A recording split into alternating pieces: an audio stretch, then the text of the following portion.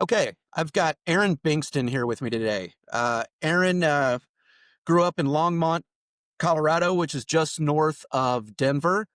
Attended Taylor University, where you pursued journalism. You did 9 years in the Army, and today you are a content creator on Twitch. I know you from 2010, 2012, when I was stationed at Fort Bliss. I was company master gunner for Delta Company. Shit, I don't even remember what unit was it. What was it? 1/6 infantry. 1-6 infantry, right? I've been trying to block that 2 year period out of my mind. So I've been trying to block that 4-year period out of my mind. yeah, you were my lieutenant. You were Lieutenant Bengston at that time. When you got Lieutenant, out. yeah, Yep. lieutenant turned captain as an XO. Yes, you did. You made captain when at some point while we worked together. And then I left, and I basically just kind of want to find out about you because, we were busy in 1-6 infantry and we didn't have a whole lot of time to kind of really get to know each other. So let's do that today. Let's talk about, first off, I always got a comment about guys who I haven't seen in a dozen years and they're post-military. And I know some people listen to this and they can't see it, but you've got long hair down to your nipples and it's a beautiful, kind of a reddish blonde. And you look like Steve Harris, the bassist for Iron Maiden. I mean, which, trust me, is a compliment. Your face didn't change when I said that, so you may not even know who I'm talking about. I recognize the name. Google him. I'm telling you, you look just like Steve Harris from Iron Maiden, which is awesome in my book. That's really I mean, cool. this is not too far off from my pre-army days of hair just as long, but I had the facial hair that many people said, "Oh, you're South Park Jesus." South Park Jesus, that's awesome. I I had your hair pre-military, but once they shaved my head in basic training, it never came back. So I'm stuck with the do I have today. So, all right, talk to me about Longmont, Colorado. Growing up, what was your life like? Growing up as an only child, that was his own challenge in and of itself because while I did enjoy playing by myself with my Brio trains and Legos and whatnot, trying to make friends, when I was always being the child who was picked on because I was too feminine, too girly, too everything, too showing of my emotions, it really made it a challenge during elementary school, especially, and even in junior high, just trying to get through life, make friends, keep friends. I never actually had any really good close friends until mm, 8th grade, and then going into high school. Okay. And then, are you still friends with these folks today, or? Some of them, I still keep in touch with a couple of my high school friends and a small handful of my college friends. What changed? What changed in 8th grade that did you just kind of start taking risks more and start talking to people more, or what happened? Um, Another introvert and we just didn't click well with anyone from our grade.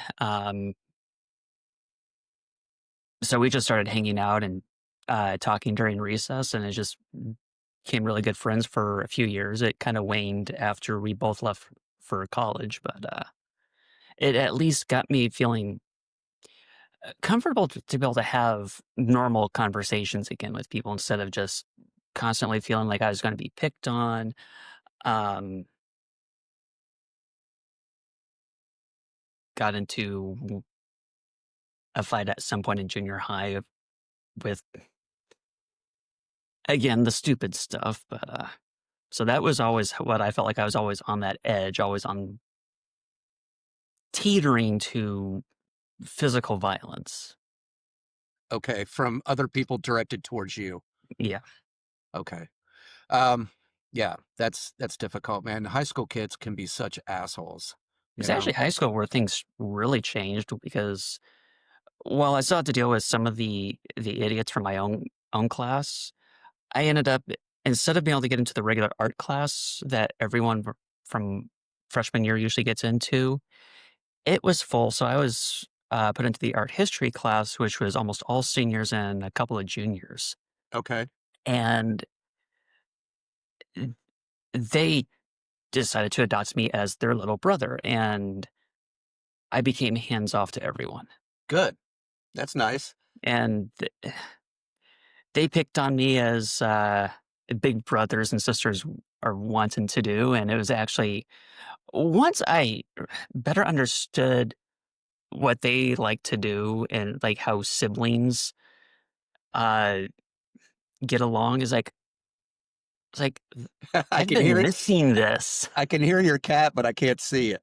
Yeah, he's trying to figure out getting over my computer equipment, and That's hilarious.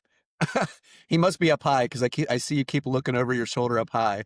yeah, he's on the other side of my computer monitors just trying to peek over and see what I'm doing. Nice. So you finally found a group in high school that looked after you, and you started kind of feeling a little bit more like you belong, or at least found a niche where you fit. Yeah. Good. Yeah, and even when they all graduated, I had finally hit a lot of realizing who I am, where I'm, what kind of a person I am, and when people from my grade was trying to pick on the underclassmen, especially during my senior year, I just put a stop to it. Good. To Yeah. include shoving one person into the brick wall of the school outside of the school to stop him from shoving his way through all of the underclassmen just because he could. Right. Yeah. Just did that have anything to do with why you ended up going in the military, or was No, that's a whole reason why I went into the military was had absolutely nothing to do with that, ironically. yeah? Do you know what I mean though? I feel like I've met a lot of guys in the military who dealt with bullies in junior high, middle school, and they're very anti-bully now. And a lot of them joined the military just kind of, I don't know, to be more protectors as opposed to offenders, if that makes sense. I don't know. So why journalism? Why did you decide to leave the or pursue a path in journalism? I was always a writer, and I wanted to get into writing, but some of the authors who I knew said to pursue a degree that would actually make me money. Hindsight, I should not have listened, but Mm, so I decided to go into journalism because it was still writing. Well, it's writing, but a wholly different type of writing than what I am used to, what I prefer, and trying to write poetically in very short, blunt sentences meant for the fifth grade level is just, it was a struggle. right. Um, and aside from my hometown newspaper, seeing a lot of how other newspapers were run, there was clickbait before there was clickbait with headline news on newspapers. Oh yeah, yeah, definitely. And and seeing how some papers would still write sensationalism and use yellow journalism when that was supposed to be, as an industry standard, frowned upon. It's like, do I really want to try to get into this field? Unfortunately, by the time I was realizing this was my junior year, and I'd already gotten most of my journalism classes out of the way. I just had some core communications classes that I still had to take. So it's like, well, if I were to switch majors, it would add an entire year having to play catch up, possibly more. Um, I at least was working on my creative writing minor, which I sadly wasn't able to get because, yay, an 8 a.m., 4 hour literature class that was just like, what does the author mean? I was like, "Yeah, I don't know. He's dead." and it's 8 in the morning. I don't know. Yeah, 4 days a week, and it's just and I was trying to write my senior paper on top of it, and it's like, this is not one of these has gotta give. I opted to drop my minor with the satisfaction of I basically had my minor in all but paper. Okay. And I've got a graphic design minor as well that I somehow managed to get by the skin of my teeth. Well, that's good. That's helpful. When you initially you said that you had folks that were steering you into a degree field where you could make money. What did that steer you away from? What was your initial intent? Did you want to be Mine was to more actually go into having an English major with the emphasis on creative writing. okay? Um, I was actually talking with my one of my professors who was actually the head of the journalism department um, about 2 or 3 years after I left, maybe four. They implemented a program that was strictly writing without the English literature, everything else involved with it. And he says, like, we both agree that would have been the best major for me if it had been there at the time. Okay. Have you ever thought about going back and pursuing that, or are you just kind No, of doing it on your own now? I mean, I've got all the skills I need. It's just the degree would have just taught me what I learned from mostly one professor and all of my creative writing, poetry courses uh, for my writing minor. So that was I got all the skills I need with that. I got to get back to writing, and that's been a struggle. Yeah, you've heard of in Greek, in ancient Greek, they talk about a muse.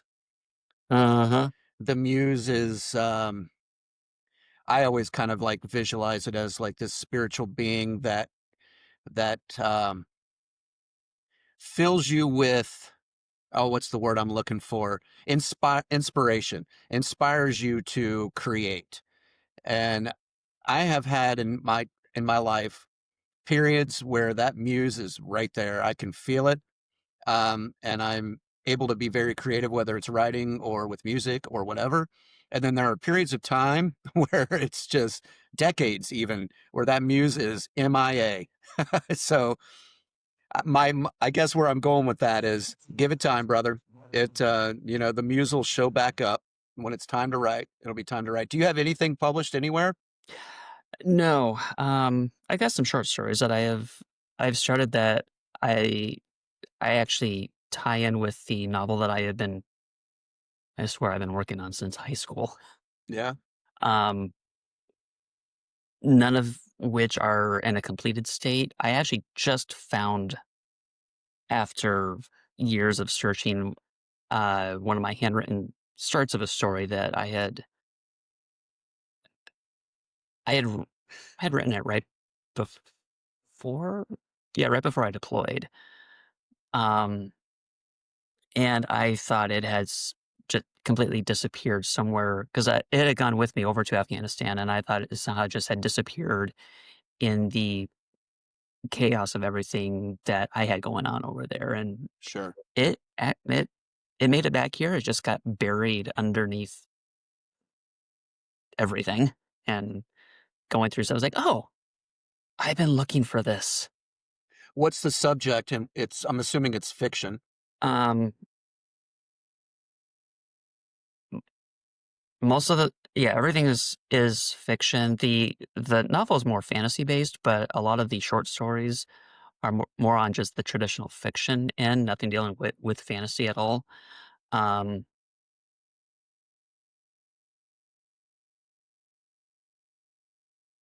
and part of the I started writing as an outlet from when I the sort of girlfriend that I had but didn't have because it was a whole mess. Hmm. Um, so there was one part of it that was just dealing with like figuring out how to get through that, and I was like, well, writing is the best way. So I kind of just took my fictional characters and just took my real life, just dumped it into them, but completely different setup, location, so nothing could be really construed as coming from anything that had happened to me. Um, and I wanted something that would, however much I hated doing this to my characters, um, I wanted something that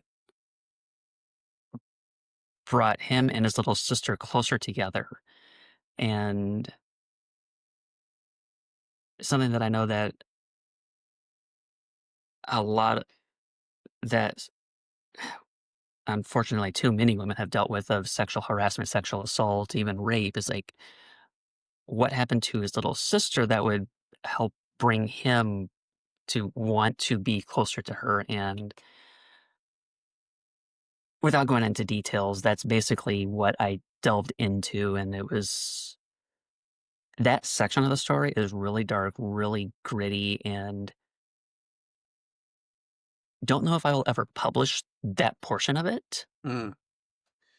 I don't at know, least not man. in that detail.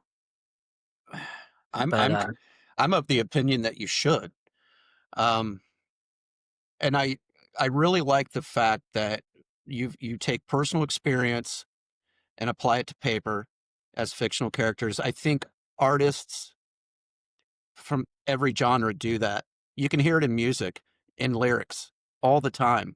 You know, people lamenting the loss of a relationship or whatever it is, and in novels as well. You know, I mean, life experience that there's a lot to draw from there. There's a lot that we go through as human beings on throughout life that is pretty heavy drama, you know? And I think the more we talk about it, the more we can kind of relate to each other, you know? It's just kind of my where I come from. I think you should pursue it, brother. I think you should publish. My daughter, she's 16. She's following kind of the same path that you were on when you were in your teens and going into college. She's a writer, a prolific writer. It blows me away how much. I mean, she writes and she doesn't publish. She posts stuff on this particular site, and she gets feedback from her rough drafts. And she has thousands of people that read her stuff, and it brings her a lot of joy. It's kind of her outlet, I guess. Um, and you know, I really wish I could write.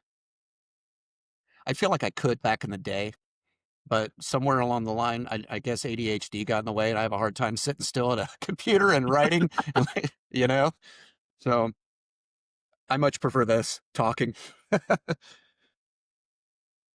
So let's talk about. I mean, I know you well enough from the army that I would have never picked you out as a guy that would have chosen the army. Um, you're a soft spoken guy. You're not a hard charging killer.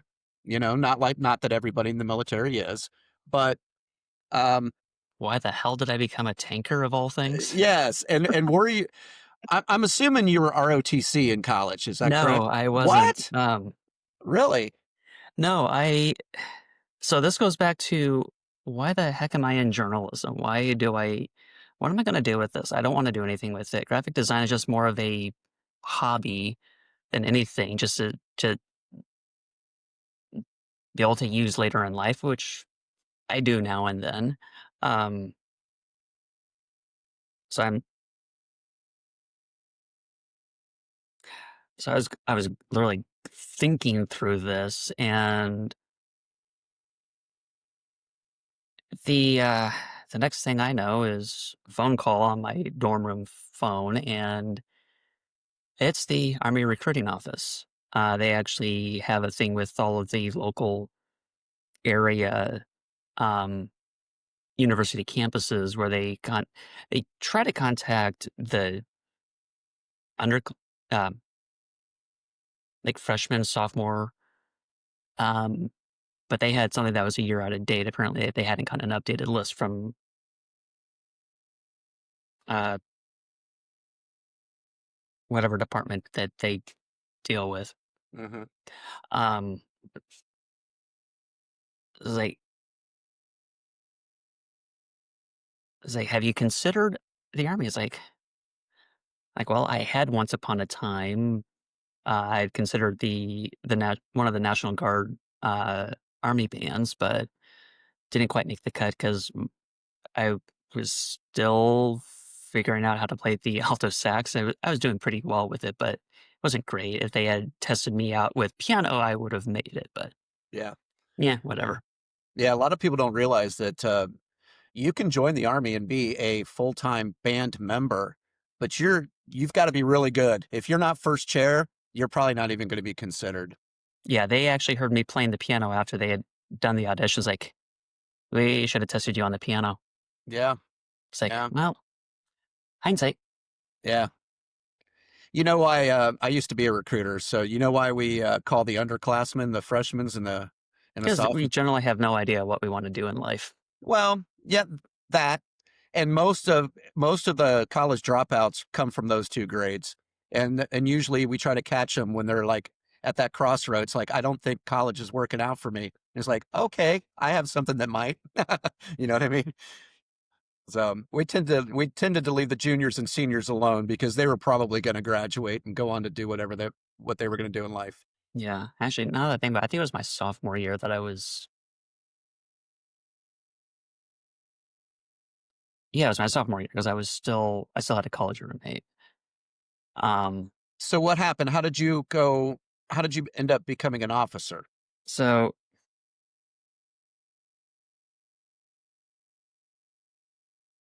so basically, the route that I took was sophomore year. I took the ASVAB, blew those test scores out of the water. They say, "Oh, you can do anything you want to." It's like, well, definitely not a mechanic. It's like, well, your scores say that. It's like, yeah, shut up. I understand it. Doesn't mean I want to turn a wrench on it. It's like I didn't even understand it. I just well, that looks logical to this, and yeah. So that was my lowest score of a 120. Mm. Everything else was 130 or higher. Oh wow, you did really really well on the ASVAB. Yeah, I think that 120 is the only reason I have a 97 on the overall score. That's impressive. I've got a kid that I kind of mentor who just took the ASVAB a week and a half ago, and he got a 94, and I was blown away. I knew the kid was smart, but holy shit, anything Yeah, 90 or above is I was honestly bored out of my skull taking the ASVAB. It was utterly hysterical. This is how I was sitting at the table, like,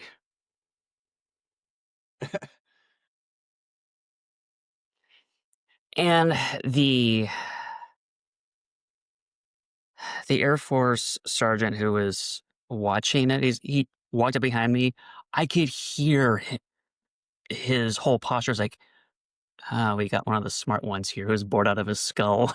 yeah. Well, that's good. So okay, so So I did you that. could Then it was my junior year, I finally enlisted it. I had to pester my dad because I wanted his blessings on this. But he's like, no, you need to go in it as an officer, even though he had told me that some of the best officers were prior enlisted. true. I So agree it's with that. like trying to fight that. And um,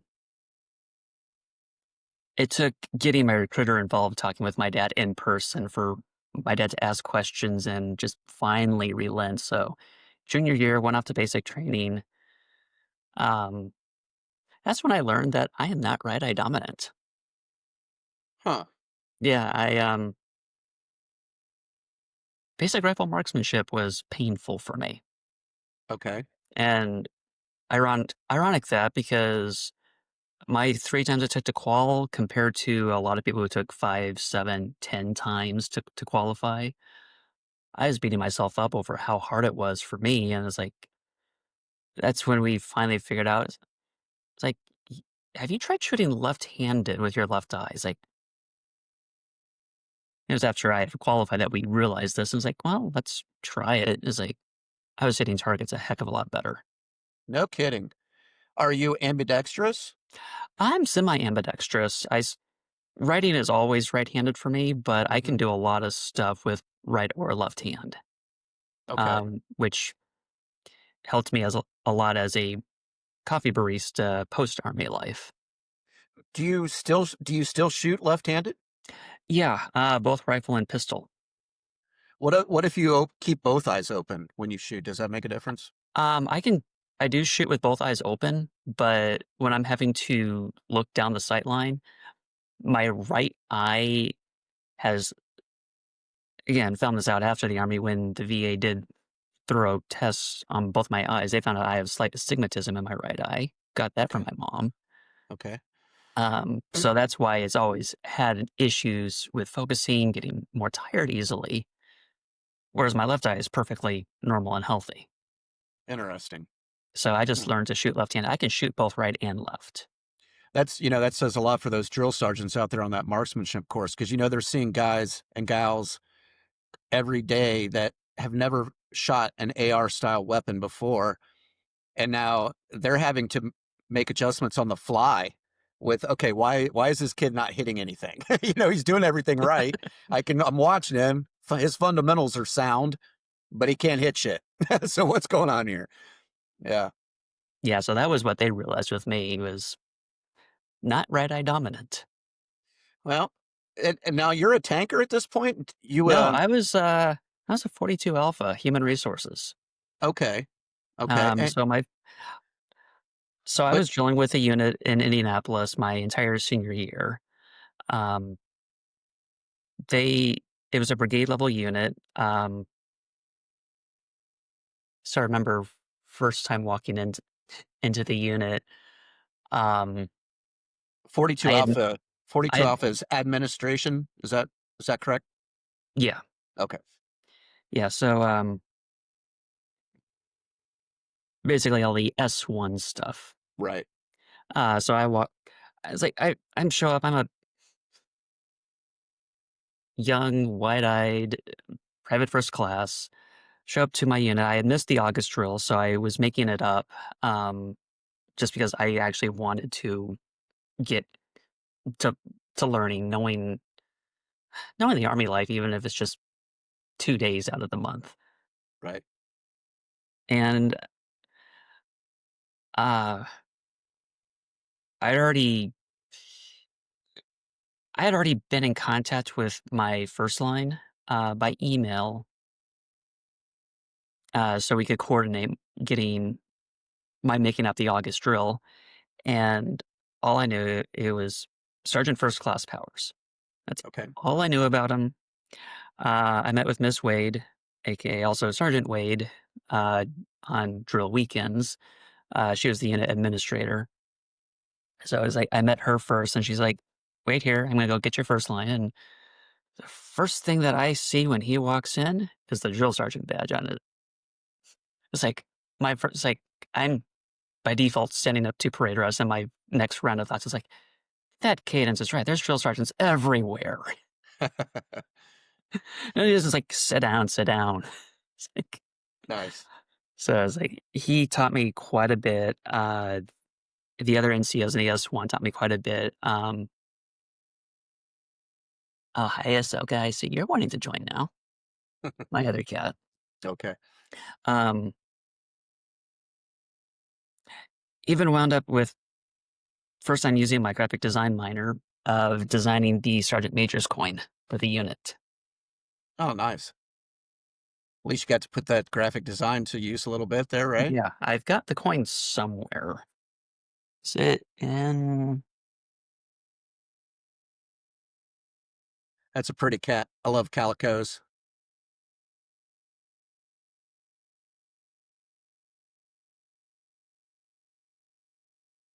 There's all my coins.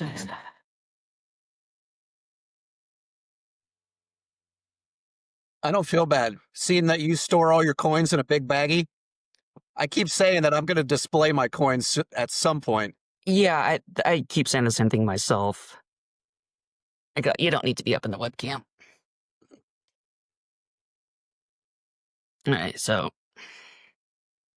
that's the front side of the coin. Oh, wow. Yeah, that's nice. Yeah, I like it. Yeah, it's a good looking coin. Very Yeah, nice. someday I'll get these coins displayed, but Yeah, me not too. this day. I know. At least I have them all accounted for. Yeah, I managed to hold on to every one of my coins as well. They're in a container, and but it's like, come on, man, display the daggone things. Yeah, I'm not sure which is my favorite coin that I have.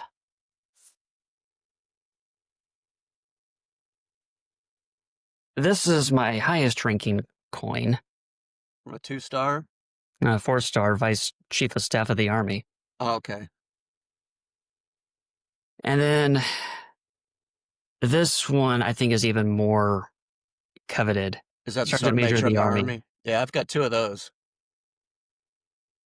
Yeah, I From got that as a platoon leader of Very all. nice. So I was like, Wait a second. Did you get it the same time I got it? um, Was it Sergeant Major of the Army? I don't, the young guy. I can't remember his name. It might have been Young. Sergeant Major of the Army Young? no, Preston. Preston. Okay, he was before him. Yeah, this was when I was still in 5th Brigade, 1st Armor. Okay. Yeah.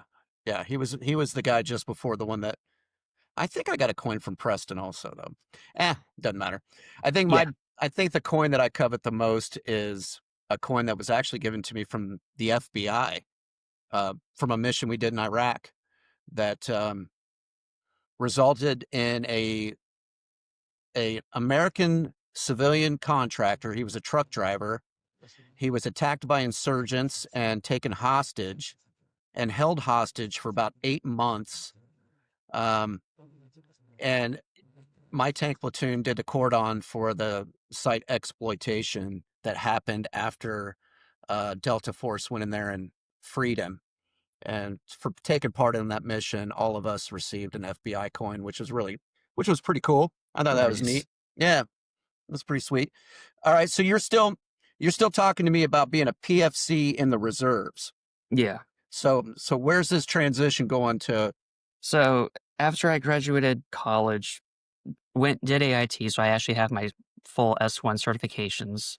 Mhm. Um, Graduate top of my class, I was literally 0.1% away from being able to get an AAM for my grades. I Okay, already had an AAM. I didn't realize I had an AAM from my unit. I got an email from one of the staff sergeants like, "Hey, we got something for you. Where do you want it mailed?" If he had told me it was an award, I would have said mail it here to Fort Jackson. right. Um, since I assumed it was just the coin that had finally gotten minted and everything else, I just send it to my address in Colorado. And it would have been nice to have that AAM on my uniform for AIT Class A uniform inspection. An AAM, for folks that don't know, is an Army Achievement Medal. Um, did you eventually got that on your uniform though, right? Yeah, yeah, So it caught up with me in Colorado, so I was able to. It's like, okay, well, this is my first award, so I was like, sweet. I was gonna say, as an S1 guy, your ERB better be like immaculate. It better be perfect. Oh yeah, my ORB was I stayed on top of it. Yeah, I bet you did. So after that, my first unit, the headquarters unit that I was in, they got moved to Illinois. So that was a whole mess of a transition where I was then reassigned to the 310th ESC in Indianapolis, but attached to a unit in 2nd MedCom in Aurora until they could get the reassignment paperwork Okay, so you're in sent Colorado, over. back in Colorado now. Yeah. So once I was What able, year is this? that was summer of '07. Okay. So I'm dealing with all that. Wind up pissing off the first sergeant because I was too smart. Oh, that's not good. Yeah, he didn't like smart people. Mhm. He was just trying to find any excuse to try to get me out of the army. It's like, really? And unfortunately, they gave me a PT test within a month of getting back to high altitude, Oh yeah. and they did it on the worst place possible. And apparently the Air Force doesn't know how to make level tracks. Their quarter-mile oval track was sloped Nice. badly. So, it was just that was set up to fail that PT test. Yeah, I think there needs to be a warning whenever you have orders to go anywhere in the Rocky Mountain states, you better start really running Yeah, because you're 'cause, going to Fort lose you're going to yeah, lose Fort 2 like minutes off your 2-mile time. yeah, that's what I like about what Fort Bliss said is, when you arrive here, you cannot be given a PT test for 30 days. Right. You have to Fort acclimate. Yeah, Fort Carson is the same way. Right. From friends I had there, they's like, "This is base policy, just because we want you to succeed at the PT test, not fail at it." Yeah. I tell you, man, after being stationed at Fort Carson and Fort Bliss, when I went to lower states like Kentucky, New Jersey, Washington State, I could run like the wind. I could run so fast. I could breathe. Yeah.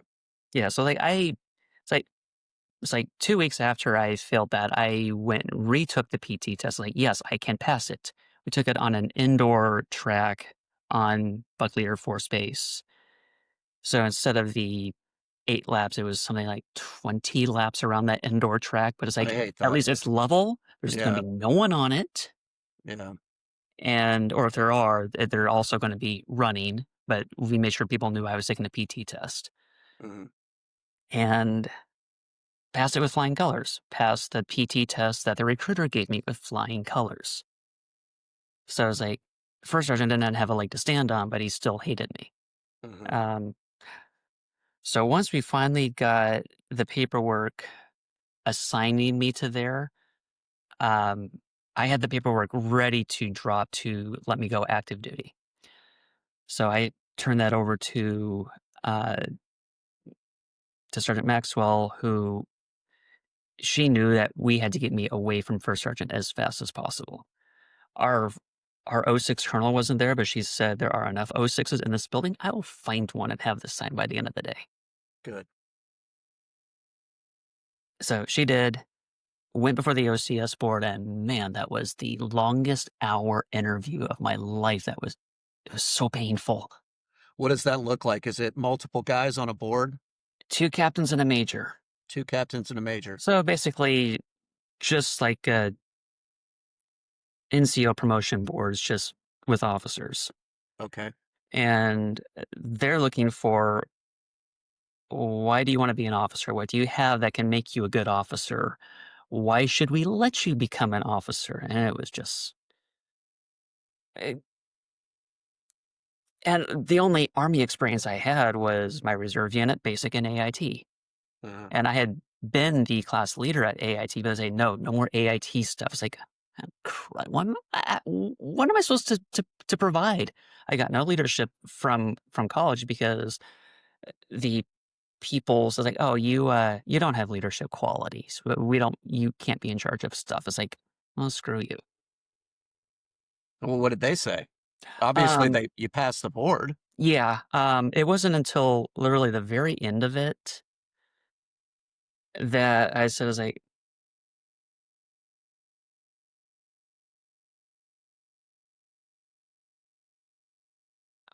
it was either the end of it or they. No, it was after I was sent out of the room. They talked amongst each other. They talked with my recruiter. My recruiter's like, "Do you have a plan if they say no?" I was like, "Yeah, I'll go active duty and reapply again in 6 months," knowing what the regulations stated. Right. So, went back in, told them that exact same thing, and I also told them, like, What with what OCS will provide and the follow-on schools will provide in leadership, what I'm lacking right now, I will make up for during that time and learn what I need to become the best leader that I can. Okay, you came back in and said that after they deliberated. Yeah, and that was Okay. basically what they were looking for. Okay. And they had Yeah. already made up their minds. They didn't even initial off or sign anything. The 2 captains pushed their paperwork to the major and is like, "Congratulations, you're going to OCS." Nice. So Awesome. they already made up their minds of yes. They were just trying to get one thing out of me. And meanwhile, the other person who was there was in and out in 10 minutes. I was like, really? Hmm.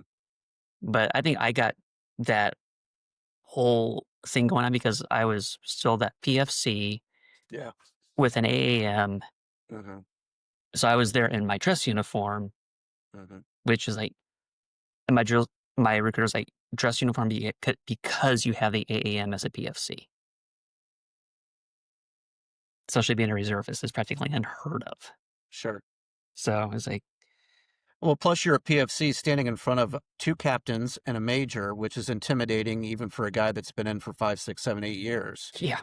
you know? Yeah. So So I was like,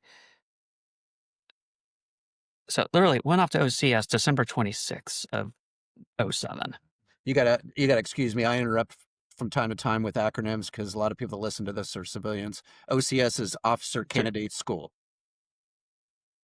So Yes. where is OCS at for you? Uh, Fort Benning, just like for every single other officer candidate not who doesn't do West Point or ROTC Now or any of the other academies. at this point, at what point do you get to select what branch you're going to operate in as an officer? Um, well, at that point, OCS wasn't to be rather blunt, OCS was considered the redheaded stepchild, Oh yeah, I know. or sometimes even referred to as the redheaded bastard child Yeah, of because it Army was like, commissioning. yeah, because West Point was always number one or another military academy like VMI. And then below that's ROTC. And then below that, in a distant third, like you said, is OCS. Yeah, And so I know from my own experience watching how the officer community works, there is a stigma from the West Pointers down towards the guys that are ROTC or OCS. And you kind of got to earn that respect. You know what I mean?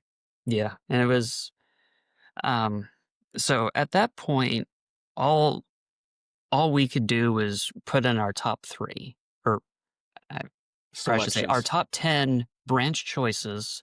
And if we were male, we had to put at least one combat arms in the top three. I Okay. wanted nothing to do with infantry. I was like, no way I'm walking everywhere. Right. Been there, done that at basic and AIT. Not for me. Were you trying to get to a 42, like an admin type branch? No, I was wanting to ideally get into military intelligence or fail that signal corps. Okay. But I did have human resources in the mix somewhere because I at least knew it. Okay. But armor was my third choice. I was like, well, scout and tanks, at least I'll be on a vehicle. Yes. So come partway through OCS, they hand down all of our branch assignments. It's like pending, of course, graduating OCS.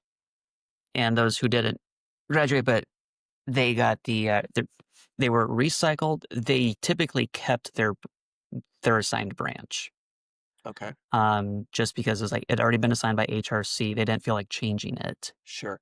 Um, the only reason OCS finally went the way of West Point and ROTC of merit based was when an officer candidate who had his degree in engineering was told, "You're going infantry," and he was the son of a 3-star. Oh, Yeah, that's when it finally changed to merit based of your grades, your PT score, all of this will dictate instead of just. So basically, he's like, HRC would hand down, here's the branches that are available. Go have fun. And okay. OCS would divvy those out based on where you were on the merit based. And it's like, if you were top, you had your choice. If you're at the bottom, you had what was left over. So How long is OCS? when I went through, because they were strapped for officers, it was 12 weeks. Okay. It's back. Now it's back to 14 weeks, which is where it had been prior to the needing to push more officers through and standing up more companies. Right. Yeah. We were definitely in an enlarging phase in that era. Do you so once you finish that, you go on to armor training, which what did they call that? A Bullock? Yeah, it was Bullock 3 because at that time we had Bullock 2, which is basically a rehashing of basic training minus the getting yelled at by drill sergeants. Right. Because we apparently, biggest complaint from the Army was we have too many officers who don't know what they're doing with basic Army skills. I believe it. Yeah. So they just like, well, let's stand up Bullock 2. Well, here's the downfall. They don't care how many years you had in service.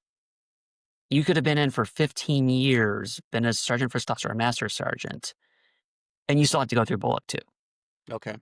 We actually had someone who was an instructor at Bullock 2 who had to go through Bullock 2 when he commissioned. Yeah. It's like, it was dumb. And there were enough complaints from, especially from the prior enlisted, that they finally got rid of Bullock 2 and incorporated it into all of the Bullock 3. So now it's just called Bullock Okay. with Okay. whatever branch is in charge. So, That's basic officers leader course. Basic officers leader course, yeah, right? so like armor, we already had everything in there that Bullock 2 was covering. Same with Hmm. infantry school, same with field artillery. It was just the support MOSs. But now you do this at Fort Knox, Kentucky, right? Bullock 2 was still at Benning. Then armor school was at Fort Knox at that point still. Okay. Checkpoint 37. Such a wonderful area. Yep. I think, we didn't work with you guys much, you guys being um, second lieutenants that are going through that course. But occasionally we did. We would go down and we would do their gunneries for them or, help facilitate that. So that was always fun. That was Yeah, always cool. the gunnery was fun. Tactics class was, oh gosh. This, I never thought I'd experience the fire hose effect of information. Oh, yeah. Yeah, I there's a lot to it. failed I failed one of the tests. I retook it and I passed it, but it's just there was so much information that What test? it just couldn't keep up, and it's just like my brain was just trying to comprehend tactics, Okay. and it's just too much for me all at once. It's like, I've heard that is one of the most challenging parts of Bullock. yeah, and my personal opinion, they need to slow the course down a bit.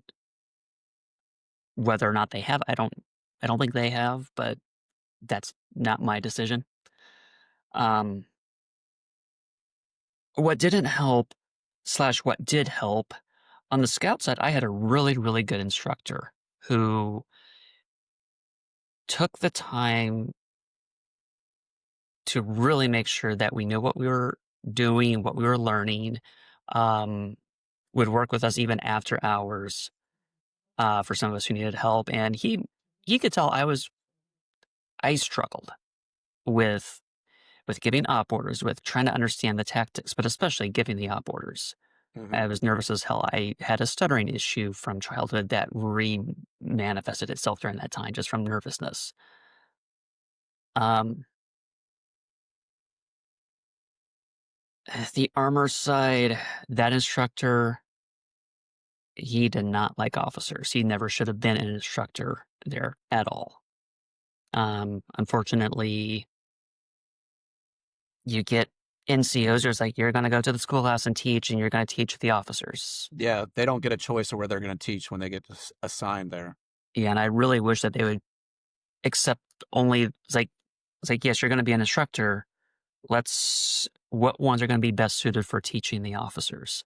Yeah, And since he didn't care, it was beyond painful. And during the gauntlet, I kept praying every day that I was not going to be chosen to give the tank up order because I knew I would fail it. hmm, And when we found out that our tank instructor was not even there during the gauntlet, I was like, Like, okay, I might stand a chance, but still, please not the tank op order. Please not the tank op order. Please not the tank op order. Get through the first 5 days, no tank op order. Get that day reset, go into the scout side. Found out afterwards from my instructor, he couldn't tell me this until after I had gotten through the gauntlet and everything else. He said is like, I made sure that you would not be tested on the tank side. I made Wow. sure that you would be tested on my side, on the scout side, because you have what it takes. You were just screwed over by a bad instructor. And what he did to additionally help me throughout this, when we went over to the tank side, he had he had advised the Marine officers who were instructing tank tactics that I needed a heck of a lot more op order giving experience. No one bothered to tell me this. So every single day that we had to have our op orders prepared and give before the class, Mhm. whether or not we would, I was giving it one-on-one to the Marine captain every day. That's good though. That's I good. was going nuts. It's like, Yeah.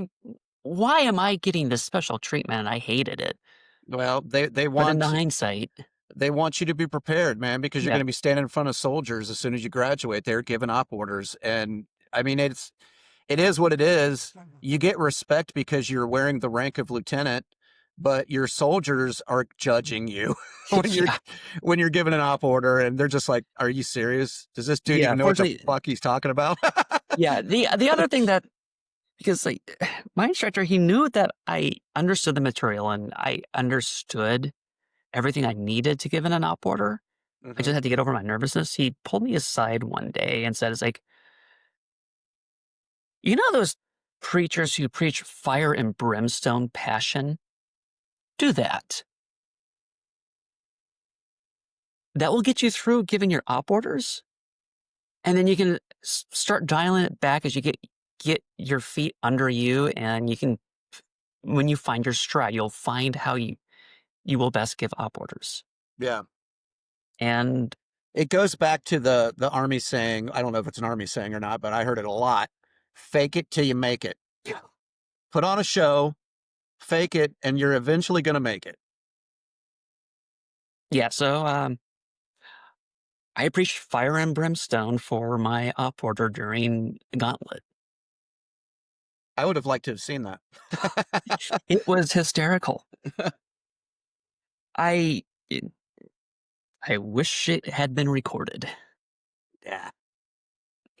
Um, So obviously you made it through. yeah, It was challenging, but you made it through. yeah. It's I was hell bent on not recycling yeah. because the unfortunate thing about armor school is like they will recycle you 3, 4, 5 times before giving you up to another branch, Oh yeah. Oh yeah. They're which gonna keep isn't you. which isn't fair to someone who just doesn't get it. There are people like who never should be in armor shouldn't have anything like don't touch tactics. Please do not touch tactics. Well, I think too that I mean, let's be honest. It's kind of like basic training. You're just learning the fundamentals. You don't know shit. You don't know anything. And when you get to your unit, that's where you're going to learn. That's when you're really going to start learning. And it's the same for lieutenants that come in to a new unit. They've got a captain and an XO who's watching over them and guiding them and helping them. Or that's at least that's In what they should theory, be. That's what they should be doing. yeah, that was not my experience the first 2 years, sadly. So, yeah, it was What? like that was so finally get to, Fort Bliss to 5th Brigade, 1st Armor. At that point, it was the testing unit for all of the but, uh, future Army equipment or, well, the theoretical future Army equipment. I don't think Okay. any of it ever made it into the live Army. Right. Um,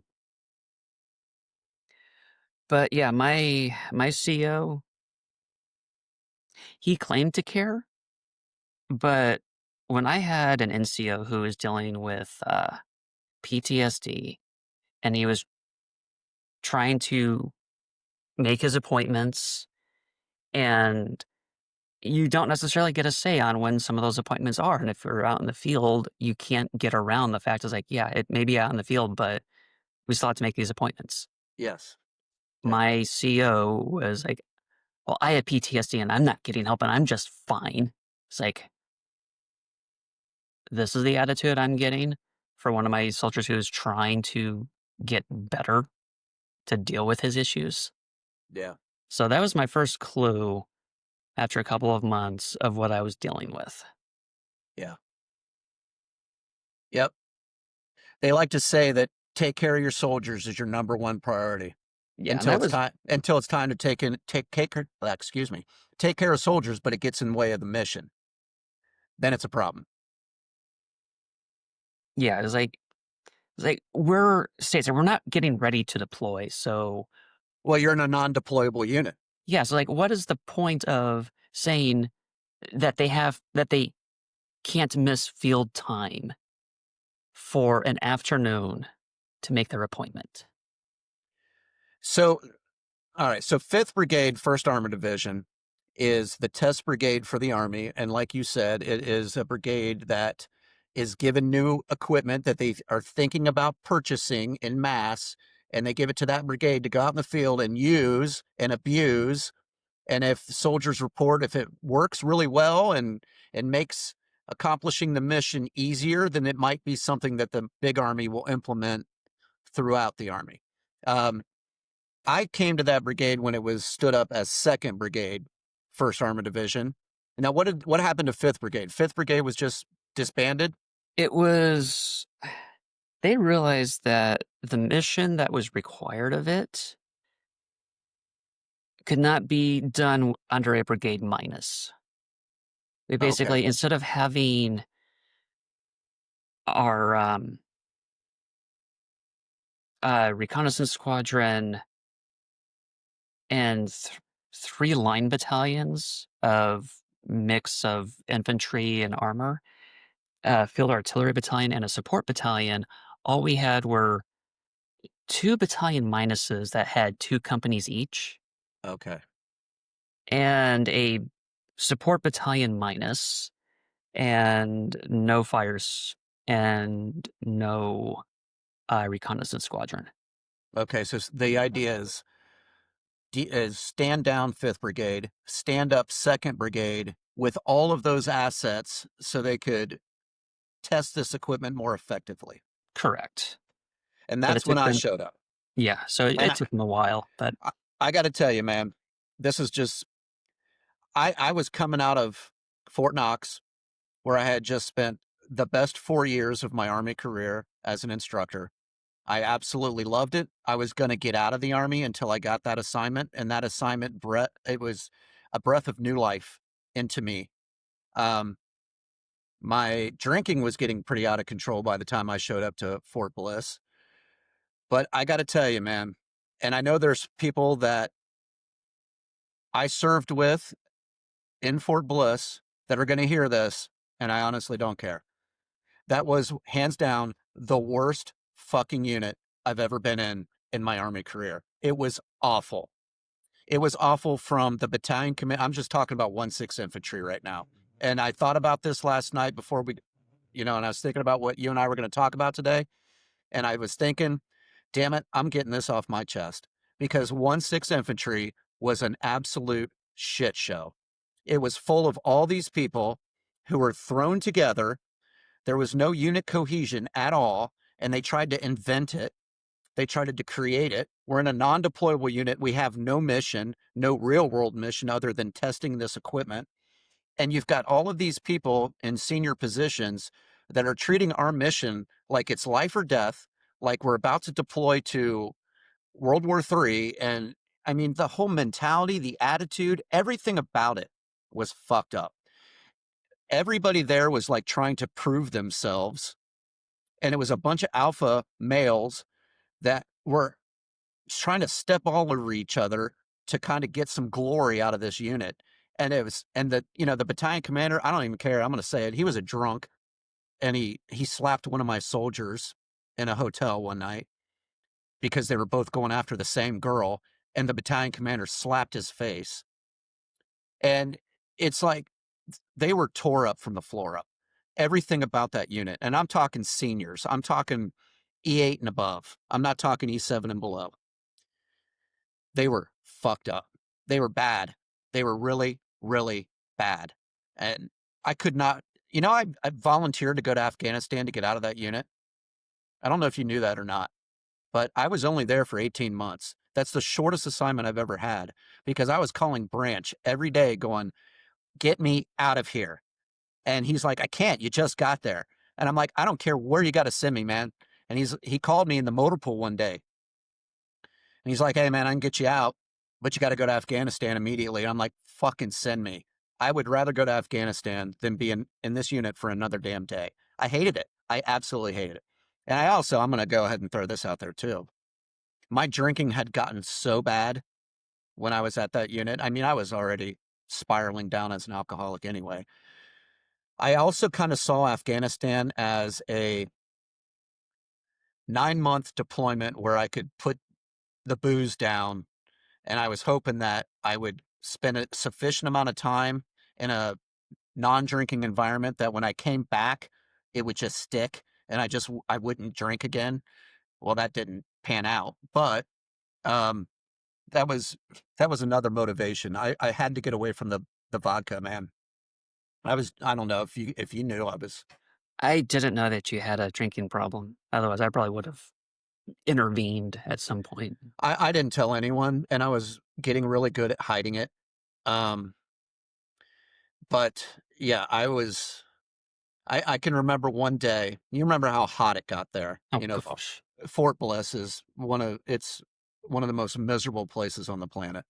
I'll take it over Fort Polk though. Oh yeah, for sure. um, I had a bottle of vodka in my Jeep underneath the seat, and I it was a I'm not going to say it was a particularly any more stressful day than any other day. Every day there sucked. Uh, but as soon as I got off work, got out in that Jeep, and now we're talking about it's 110 degrees outside. Inside my Jeep, it's probably 140. So that vodka is probably 140 degrees. And pulling out of the parking lot right there at 1-6, pulling right out of the parking lot, I tipped that bottle, and it was like drinking scalding hot liquor. And this is disgusting, but it hit my stomach and it came right back up. I'm in traffic driving off Fort Bliss and I'm throwing up all over my windshield, all over my dash. And I'm like, what is wrong with me? Why am I just got to get this vodka in me. And I cranked my AC up, put the bottle of vodka in front of the AC to chill it for about 30, 40 seconds. And I chugged it again. And it's like, that's where my life was at that point. So I'm just a miserable fuck in a miserable unit, hating life. Just hate. You hit it well. Yeah, Because I I can, do. because I'm a very empathic person, so I can feel people's emotions. And the fact that I can never feel that coming off of you, you did a really good job of hiding it and shielding it. I was faking it till I make it. That's all I was doing, man. Just, there was some good things that happened there. When we did that BBC show with Richard Hammond, the guy from Top Gear. Yeah, mm, I loved seeing the reaction of him being told to run over that really expensive sports car with a tank. Oh yeah, that was he ran over a Mustang, a Porsche, I and don't something remember else. what it was, but Yeah, there was 3 of them. it's like I Yeah, wish I could have run over a vehicle. that was fun. That was like the highlight of that entire assignment was doing that. And that For me, also is the same period of time when all those Hollywood folks came out there to shoot this show, and at the end of it, they all had a big party and ended up in the hotel room. And there's some of these producer ladies that were good looking ladies, and one of my guys was hitting on one of them, and she was all about it. And then the colonel got involved, and he decided he's married. with kids, and he decides he wants her, and that's when he slapped my soldier. And it's like, the guy's a piece of shit. And he finally got relieved. Finally. Yeah, I heard what had happened to get him relieved. Yeah. It took me a bit of digging to find out the details, but I had actually contacted my gunner from that unit to find out what had happened, and he Mm, told me everything that had gone down. yeah. He was something else. He needed rehab. He needed a lot of things, but I don't know, there was a lot of that going on there. It was just I was very unhappy.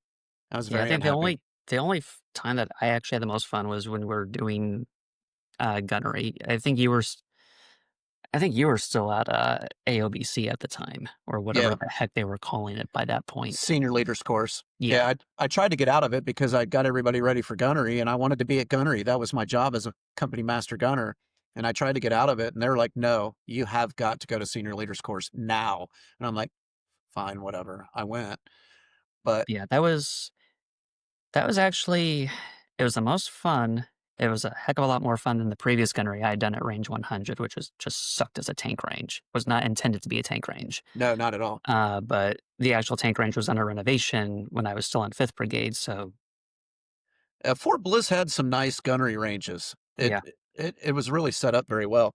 And well, luckily we had solid non-commissioned officers that were back there. Sergeant White, Sergeant Dilling, Sergeant Kishball. I mean, these guys are all studs in Yeah, their own right. I was really proud of them. I First you weren't there, Sergeant but Fox too. He knew his yeah, shit.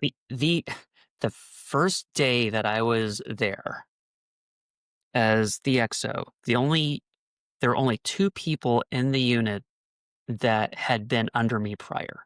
My gunner, Sergeant Lopez, and, one of the guys in 2nd platoon, um, Sergeant McGee. Okay, I liked McGee. Um, McGee is a good dude. yeah. Uh, no one else knew me. They both of them had told people like, "Hey, we know who our inbound XO is. Um, he's a good guy," but I still had to prove myself to literally everyone. Yeah, So it was like that first day walking in, we just got our tanks, um, going through all of that. The end of the day, I'm walking the tank line just to make sure everything is okay before heading out for the evening. And one of the tanks had decided, I don't like my fuel, and was just dumping it. oh yeah, So I was like, it was a first platoon tank, but I didn't care who I found. I think it was Sergeant Kishbaugh who I ran into first. I was like, one of our tanks is dumping fuel. It's a first platoon, but you're the first one I found. And he just grabbed everyone who we could. We just quickly ran and just got everything cleaned up, stopped. yeah, Found out why it was dumping fuel. For those that don't know the tanks, the rear fuel cell has 2 ports for fueling, and you have to have both ports open, otherwise it will get an air bubble, yeah. especially when you're pumping in 400 gallons of fuel. Hmm. So that's what happened. It got an air bubble because only one port was open, and yeah, that was at least we got it stopped and cleaned up pretty quickly. We didn't even have to get EPA involved because we were quick on it. Good. Yeah, Um, that's one of the drawbacks of being around tanks. I mean, it holds a lot of oil, a lot of hydraulic fluid, a lot of fuel. And when you spring a leak from any one of those, you've got a mess, a big mess to clean up. yeah. So where I had made my first impression with all 3 of those platoon sergeants was the very next day. We came back in, 2 tanks were missing a tarp. My tank and a 3rd platoon tank. And what do you know? The the mechanized infantry company a little ways down had been missing 2 tarps. Suddenly they were missing no tarps. Yeah, that's how it goes. Yeah, so I went and talked with not just with Sergeant Kishbaugh, but with all the platoon sergeants. because I wanted them all on the same page as me, and I told them, "Yeah, I know who took our tarps. I don't want you to go steal them back from them. I don't if any equipment ever goes missing and we need to replace it, I don't want you acquiring it from within the battalion. We've got multiple battalions around us. We've got the armor battalion next door. Even though they're on MRAPs, they still have a lot of share minor equipment. We've got the the STB on the other side, and we got 4180 on the other side of Motor Pool Road. So you got all of these other places you can go, just not within the battalion, because I don't want there to be inter-battalion issues on equipment. Yeah. The Well, that's smiles on their faces when an officer who they didn't know put said along their XO go steal said, from somebody else. exactly. And it's like, here's your left and right limits. We used to do that all the time. We had a battalion next to us. Whenever we needed parts, like road wheels, I can remember they would have a stack of road wheels, and we would have none in our battalion. I'd walk right over in their motor pool and grab road wheels and bring them right back over to mine, and they'd never say shit. They had their gate guard. He wouldn't say anything. He wouldn't even know what you're doing. You're walking out with 80-pound road wheels, and he's just like, "Man, okay, have a nice day." It's like, yeah, whatever, dude. We're ripping you off, man. Yeah, it's like me showing up with You had to be a thief to be good in the military. You had to. I You had mean to make sure you had all your stuff. I showed up as an XO with 14 road wheels in my possession. I mean, I didn't actually I was not going to load them up into my car. I had them in a Connex that wasn't mine. It belonged eventually it was reassigned to the STB next door, so I coordinated with them that please transport the entirety of the contents over, and then we'll offload everything once it's there and once gunnery is over. So when you left Bliss, what was your next assignment? Did you make captain and then go on to something else? I headed back to Fort Benning to the formerly the Captain's Career Course, then of formerly Armor Captain's Career Course to the Maneuver Center of Excellence Captain's Career Course. That's a mouthful. So basically, they combined infantry and armor together Right. because at that level, a lot of the tactics are shared, and you basically they're saying it's like you are going to be working together with infantry and with armor counterparts. Oh yeah, definitely. So we might as well join the career course together. It was at the same time that they had been already moved armor school for the lieutenants down. That Uh, was General McMaster's baby. yep. And I'm actually, I was, part of me was opposed because I have the fond memories, for the lack of a better descriptor, of Checkpoint 37 and that entire area. Well, I think the entire tank community was disappointed to see us leave Fort Knox and go to Fort Benning. Yeah, and just like trying to get all of the maneuver space that we had. Yeah. And it's like it was a slow progress of getting like crossing points set up and everything else. So the maneuver space was small, but Yeah, it's been getting bigger over the years. you've got to have a large amount of terrain to effectively train tank units on. Yeah, And and like even though Fort Benning had uh one of the brigades from 3rd ID there, yeah, 3rd ID was its own separate, or that yeah. brigade was its own separate entity that only reported to the base as far as being assigned there, but really isn't attached. That was the best kept secret in the tank community. If you could get assigned to that unit, you were kind of golden, because you're right. You don't have all of these bigwigs staring down your looking down at your work all the time. They were their own element. They had it Yeah, going on. so it's like, yeah, they had their own maneuver space and everything else, but there was no way that they were going to be able to share it with the armor school because of how much the armor school would basically take over their maneuver space. So like, yeah, this isn't going to work, Right. not even in a short term. So, And then you add on the land that you need for a gunnery range. A tank gunnery range needs to be you know, 7. fortunately, they were using 3rd ID's gunnery range for a while. Okay. So that was at least a plus that they had access to that while they were getting their school gunnery range set up. Okay. So the brigade was more than willing to share gunnery ranges with. So after you graduate, the Maneuver Center of Excellence Armor School, where did you go? Um, so this was when I learned how much my branch manager was an idiot. Who was your branch manager at the time? Um, You don't have to say if you don't want to. some major who I don't even remember his name.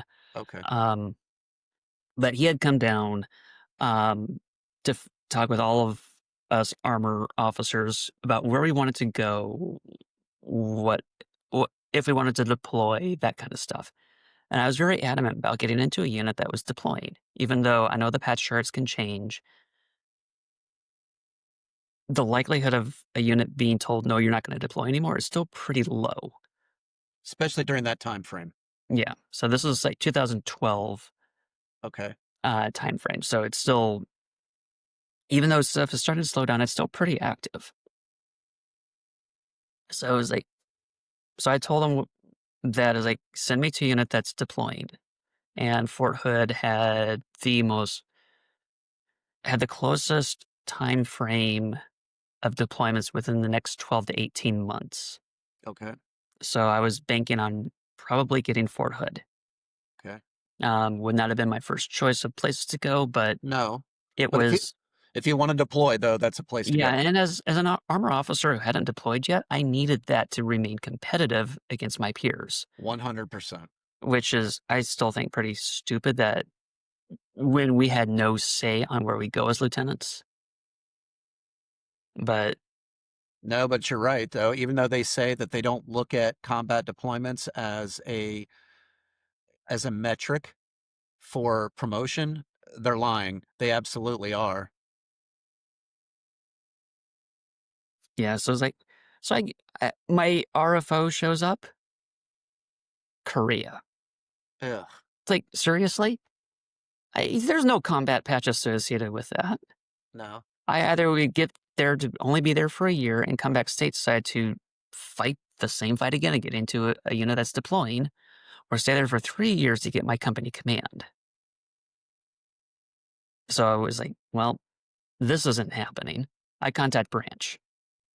And I was like, what's with these Korea orders? Like, well, you said you wanted uh, s- something like Korea. I was like, no, I said I wanted a deployment, not Korea. It's like, well, I'll see what I can do, but no promises. Yeah, that was not the answer I wanted. So I'm on the HRC website and I'm looking at the, I, I was like, okay, who can I contact further up? I actually see the branch chief, Fullbird Colonel, Fullbird, like Colonel, whichever, Colonel, something or another. And it's like, if you have any issues, contact me. Well, I sure did. I sent him an email. I CC'd my branch manager, my career course instructor, the head of my career course class, because I wanted all of them just on the nose, like, yes, I am emailing Branch himself. So nothing comes back down the pipeline of why are one of your junior captains contacting me.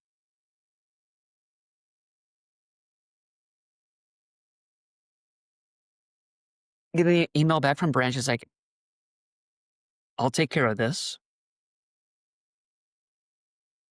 My branch manager was personally told by Branch himself to find me a deployment.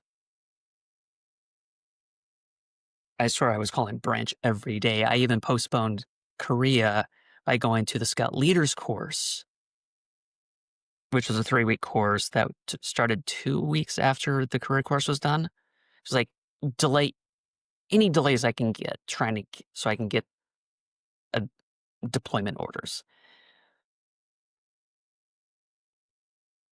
I remember calling after class was over one day. I was like, asking for an update. There was still nothing. Next day during lunch, I get a phone call. It's like, do you still want to deploy? He's like, No, I changed my mind since calling you at 1700 yesterday. Of course I still want to deploy. He had found me an individual augmentee slot that had it's slotted for infantry, but again, the whole shared MOS thing, we can actually take each other's slots fairly easily in the right circumstances. So that was, he can deploy due to medical reasons, so I took it.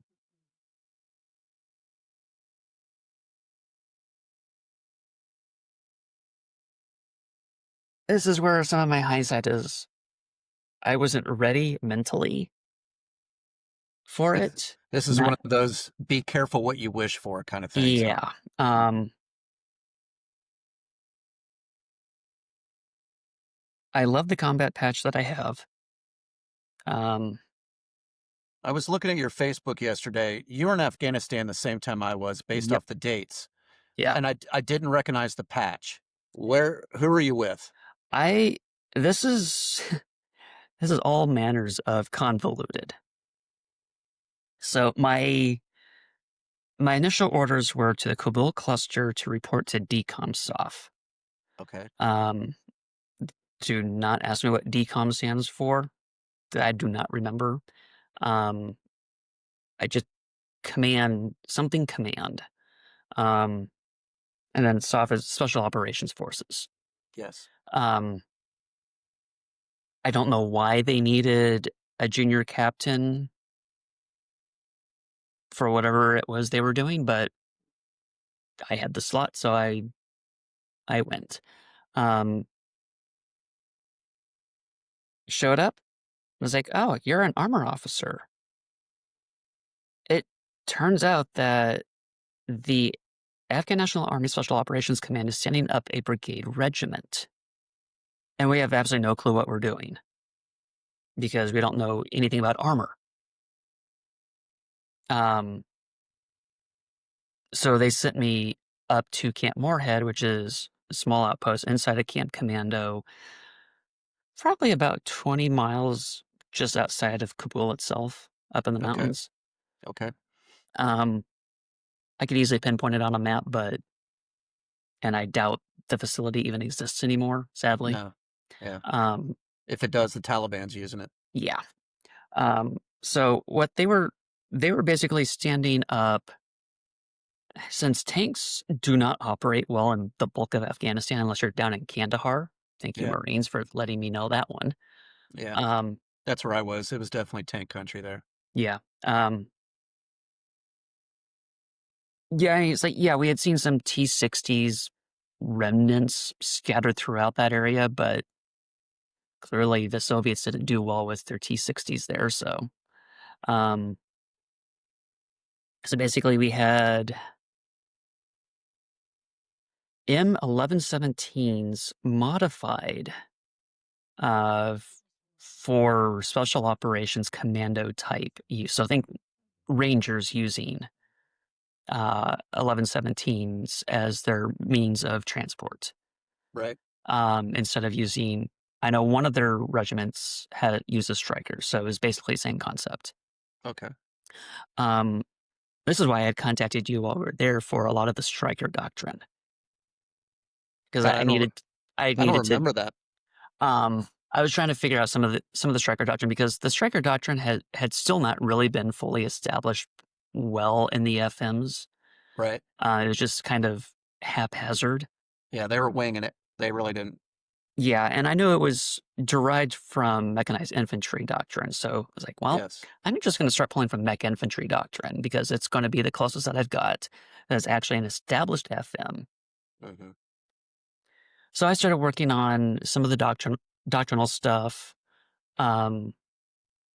converting it over to wheeled asset and taking some of my knowledge from my schoolhouse scout tactics stuff. It's like the dismounting, when, where, this, how the vehicles would set up a screen, et cetera, et cetera. Right. How, when to dismount, where to dismount, and this is where I started to realize that the general at DCOM Sov was an idiot. He had been in special forces almost his entire career. And because of that, he thought he knew everything. Mhm. Even though he had said that the reason why I was there sent up to Camp Moorhead is because I knew that doctrine better than anyone else, especially being regular Army, fresh from the career course, where it just freshly instilled in my mind is like, but he was saying is that when I mentioned that I was using mech infantry doctrine, he was like, no, you need to use striker doctrine. It's like, sir, where do you think that came from? Yeah. The mech infantry. They just reconsolidated it down to being a wheeled vehicle because that's basically what it is, with Mhm. some varying differences because of the vehicles.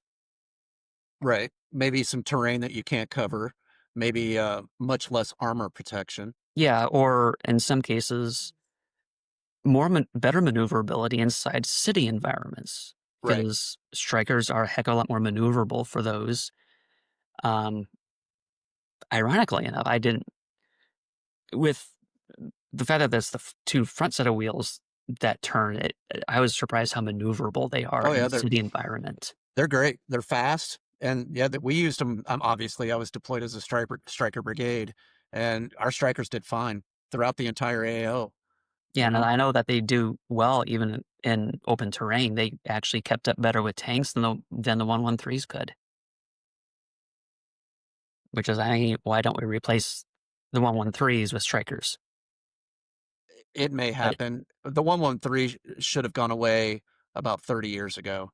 I mean, any modern bullet over 5.56 can rip right through one of those things. yeah, it's like really what? It's like I mean, that We, list we actually showed that the strikers keep up with tanks across the Chia Pet Desert just fine. on in Ukraine, we gave them a ton of 113s, and they use them as taxis to get to swap people out of the front line. But those things, man, when they get hit, everybody on that thing's doomed. There's no protection on that thing at all. Yeah, armor. What's that? There's no armor. It's aluminum. It looks armored, but it's not. But I don't know. I digress. So okay, so Yeah, anyhow, you're in this weird position. You've got this general who assigns you to do stuff and then doesn't like the way you're doing it. yeah. Then he tried to say, "Well, they're using this older equipment. They need brand new equipment." It's like, sir, you're pulling equipment that we need for our people. We don't have enough of as it is to give to the special operations. How about we make sure all of our army is equipped first? Yeah, that was not the right answer, according to him. But he was looking for a second star, and he wasn't even technically promoted to 1 star yet. He was frocked to 1 star, waiting for his final actual date. Yeah. So, like, I was fighting that. I was fighting with I was around a bunch of SF guys. Uh, m- Mostly who I was working with was 20th Group Special National Guard Special Forces. Okay. Most of them out from Florida, some from the DC area. Um, I worked a little bit with one of the ODAs from Third Group while I was there. I think I would have gotten a heck of a lot more respect from them than I did from 20th, just because I went up to them asking questions like, what does your doctrine say about this? What does it say about that? How do you integrate with more conventional doctrine? So and they helped point me into the right direction. Whereas 20th Group is like, it felt like a free for all. Well, they're National Guard, so Yeah. they're And good. They're good. I worked with a lot of National Guard units. Don't get me wrong, but they don't do this 24/7 like active duty does. You know. yeah, so I was like, and, and I definitely did not get along with some of them. One of their E7s, he was no longer allowed to be on active duty. He had gotten so many letters of reprimand that he is like the on he was only accepted in the Guard, and even then, it was like, how are you even allowed to still serve, let alone deploy? What was his issue? Why is he getting written up so much? Um, Anger management issues, Okay. and he was very physical when it came Okay. to his outbursts. Gotcha. Unfortunately, when you get 2 people with anger management issues into the same unit, even someone like me who is very mild, benign.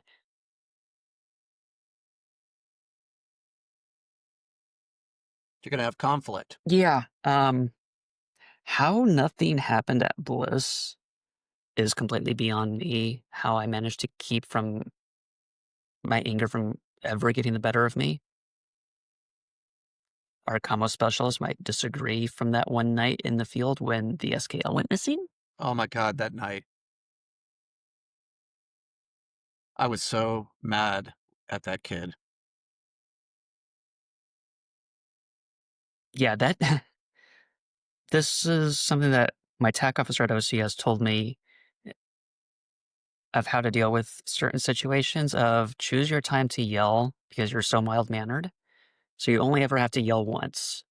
I don't think you needed to yell that night at all. I think I was doing all the yelling that night. It apparently I needed to get stuff out of me.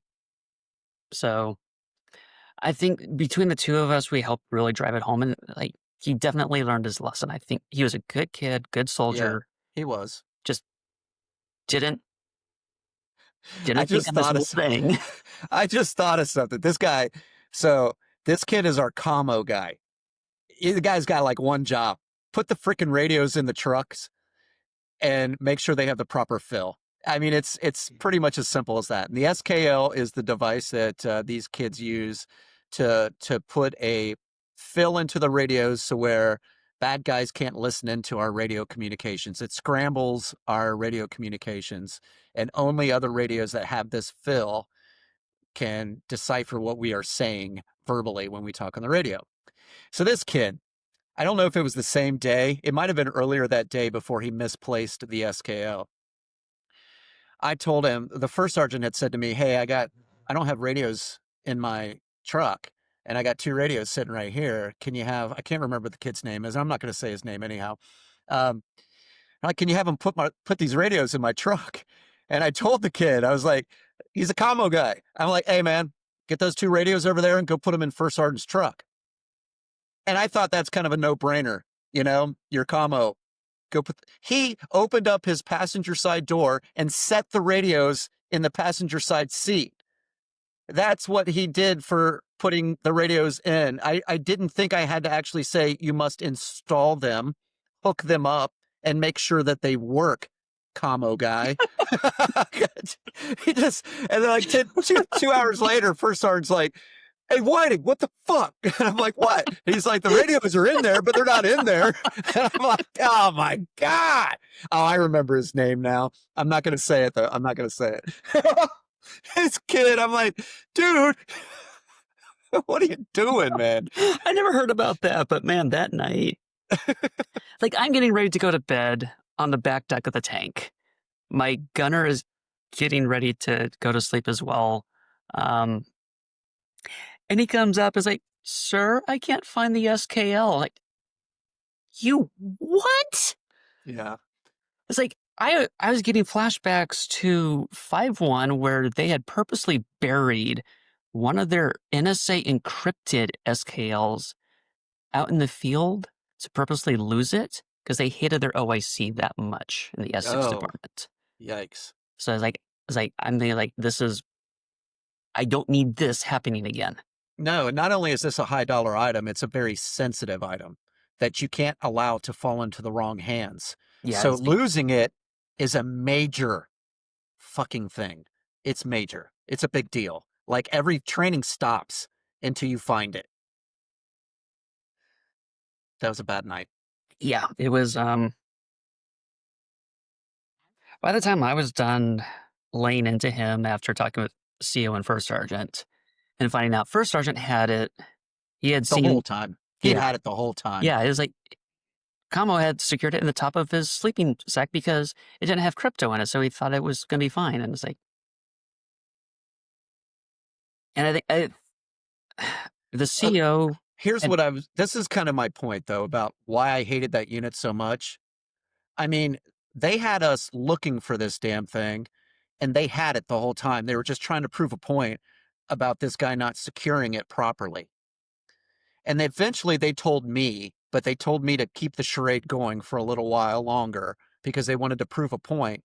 And I'm like, this is fucking bullshit. We've been up nonstop for days. You know, we're supposed to be bedded down right now.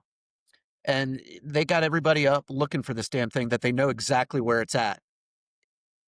And oh God, that's the kind of shit that was like, we're playing child games here. This is frustrating.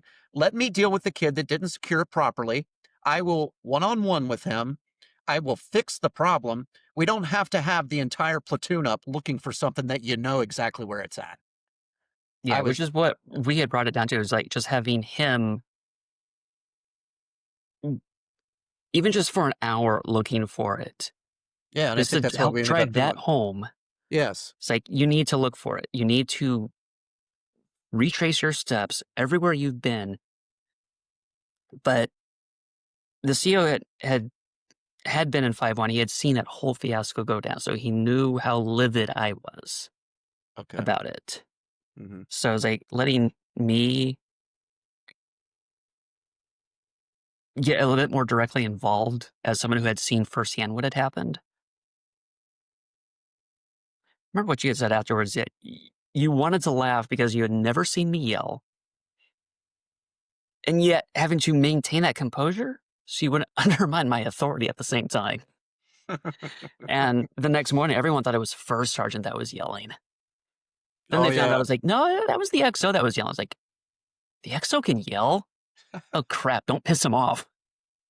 So basically it's like, yell once and never have to yell again. I always looked at it this way. Whenever I had when I'm a platoon sergeant and I've got a lieutenant, I don't. You shouldn't be yelling. You shouldn't be dealing with these kind of issues. You got other stuff to deal with. Let me deal with it. And that's kind of how I always kind of took that. And it's like, XO, you should not be involved. This is Yeah. me. Let me deal with this. You know. Yeah. Unfortunately, when he came up to me specifically and said that he couldn't find his SKL, he basically dragged me into it. Yeah. It's like, okay, how do we want to handle this at this point?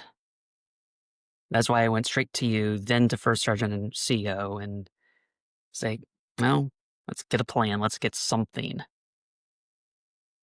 And yeah, I may have had him had his SKL dummy corded to him for the next few times out in the field, Yeah. but he definitely learned his lesson. And first sergeant saw that he had learned his lesson. It's like, okay, you don't need the dummy cord anymore. Yeah.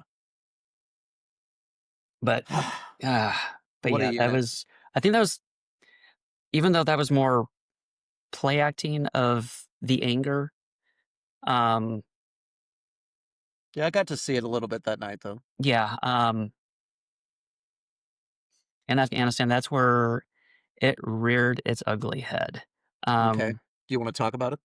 Yeah. Um, so one of the things that I knew very intimately well is convoy operations. Hmm. Um, as a platoon leader of, whether it be Humvees or tanks, guess what? We get to be the one who escorts convoys because, oh wait, we've got all the nice big explodey things that can really wreck someone else's day. So one of the things that you always do is, if you miss your turn, you find the next best place to either make your turn or to turn the convoy around safely and quickly. Well, we definitely missed our turn going up into Bagram. And if it had just been the MATVs that we were on, that would have been fine. We could easily just U-turn them around on the road and go back the other direction. But we had two LMTVs with trailers. because we had a lot of equipment that we needed to pick up, a lot of ammunition, and who knows else all what. Um, and if anyone has ever pulled a trailer, making a U-turn with those is difficult at best. Yeah. Reversing is something you try to avoid unless you're backing in to either drop the trailer off, load it up, or whatever. Exactly. You definitely do not want to be making a U-turn on a 2-lane road. In Afghanistan. A 2-lane road that has ditches on both sides, so you have no space. These are not your 2-lane roads in the U.S. that have nice shoulders. Nope. You have white line, edge of pavement, an inch over, and then drop off. Yep. Here's the kicker. Where we were doing our U-turn, and we were there for about a good 10, 15 minutes getting these 2 LMTVs turned around, there's a civilian gas station 200 meters up the road. Okay. We could have just pulled into there, flipped the entire convoy around, and been back on our merry way. At this point, I come up on the net and I lay into the convoy commander about what we're doing, how we are sitting ducks, and that if I were someone Taliban right now and I saw this, I'd be calling up for my buddies to come out with RPGs and AKs and light us up. Mm-hmm. His response was, "But you just sound like a whiny bitch." Over the radio? Yeah. He didn't like being called out the way he did. This was a fellow captain, I might add. Okay. So that was already getting into the unprofessional level. Finally get everything turned around. I just keep my mouth shut from the radio the rest of the way because I said my piece. Convoy commander is not going to listen at this point. We get up into Bagram. We're having to deal with getting our interpreter translator checked in onto base because he's an Afghan national. So that's a whole rigmarole. So while we're waiting,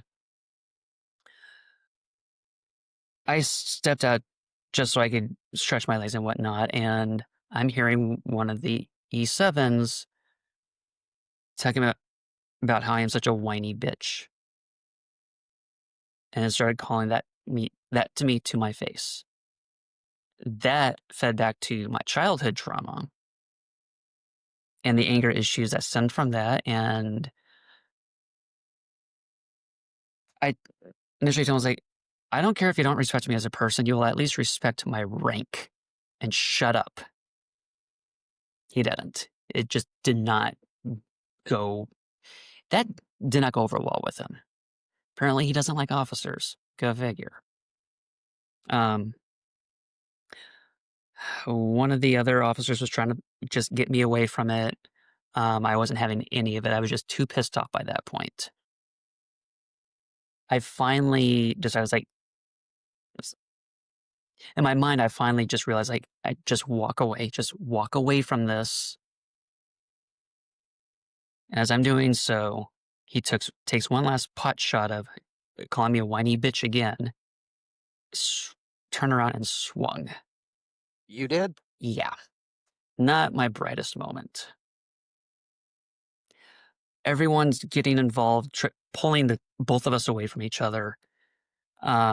My rifle was grabbed from me so it couldn't inadvertently be used or anything. Like it's like the dust is settled. No further punches have been actually landed.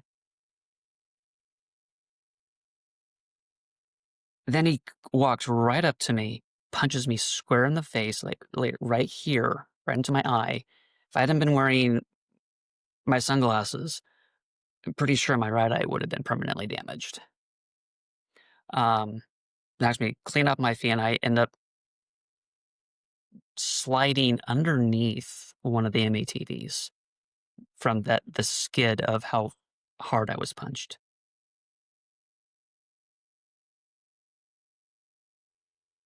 So yeah, that I knew moment that happened, and I sat down and the on TV to it's like I was saying to myself, I just destroyed my career. If this had been out in the middle of nowhere, we would have just gone back to Camp Moorhead and said nothing of it. Yeah. But when everyone at the entrance to Bagram witnessed Saw it. it, there's no way it would make it back eventually. Okay. I was wondering why it didn't just get squashed right then and there, because typically hands-on fights are usually, you dealt with and nobody says anything else about it. It's over. Yeah, there were too many junior enlisted and junior NCOs That who watched witnessed it. a captain and a sergeant first class throwing down. Yeah. Yikes. Yeah, there's no squashing that. Nope. You're in trouble, bro. Yeah, even if they didn't know the names, it's not hard to figure out what unit, because every unit has to check in at the gate. Especially since we actually have to check in at our Afghan national. So like it was just we get back to Moorhead. That evening grab food from the chow hall, just go back to my room and eat there because I'm just like I don't want to be around anyone. Though I do get a visit from my OIC and one of the NCOs who actually had a lot of respect for me. Um, he was actually their unit's gunner. He saw how well I did with the 50 cal machine gun, the 240s, was setting them up and headspace and time. He's like, okay, this is a captain who is soldier first, officer second. He knows his stuff. He's always asking questions, wanting to get better. So I had his respect. So it was like the two of them witnessed. I had to turn over my weapons during the investigation period. I didn't bother with getting a lawyer immediately. It's like, there are too many witnesses. I screwed up. I'm already kicking myself. So I just fill out the sworn statement of just going over, it's like, yeah, this is what happened. Aaron, you screwed up, man, but the fucking guy asked for it. Yeah, He asked for it. I'm sorry, keep going. yeah. So it's like, I get it filled out. Then it's like, okay. When I heard it was, this is where the full bird in charge of us could have squashed it and kept it at the local level Yeah. and told the general to go screw himself. He had managed to get enough active duty time to retire as active duty. Okay. And that he was riding his time out. He didn't want anything to mess with it. Yeah, I get So he that. passed it up the chain. The lieutenant colonel, who was regular active duty, he was S4 logistics, is like, this should have been kept at the 06 level. He should not have passed this up to the general, who already hates everything. But so I do get a call JAG that next day to get someone get a lawyer involved, write up stuff. I contact one of my previous former battalion XO, now lieutenant colonel. When I was at 5th Brigade, he was a really good guy. He didn't play the whole alpha male, be in charge of everything. He mentored people, officers, NCOs alike. They came in, he mentored.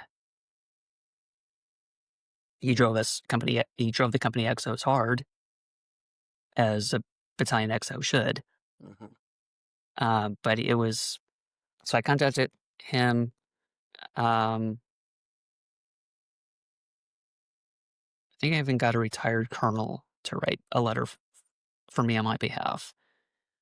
Unfortunately, the 1-star who just absolutely hated me, he wrote this scathing thing about how unprofessional I was, which is a kicker given how unprofessional he was. Sent it up to the 2-star, who, despite what everyone else, despite with the exception of the 1-star, was pleading to just put it into the local file, he sent it to HRC. Mm. It's like, great, here goes my career. This is a letter of reprimand. Yeah. So that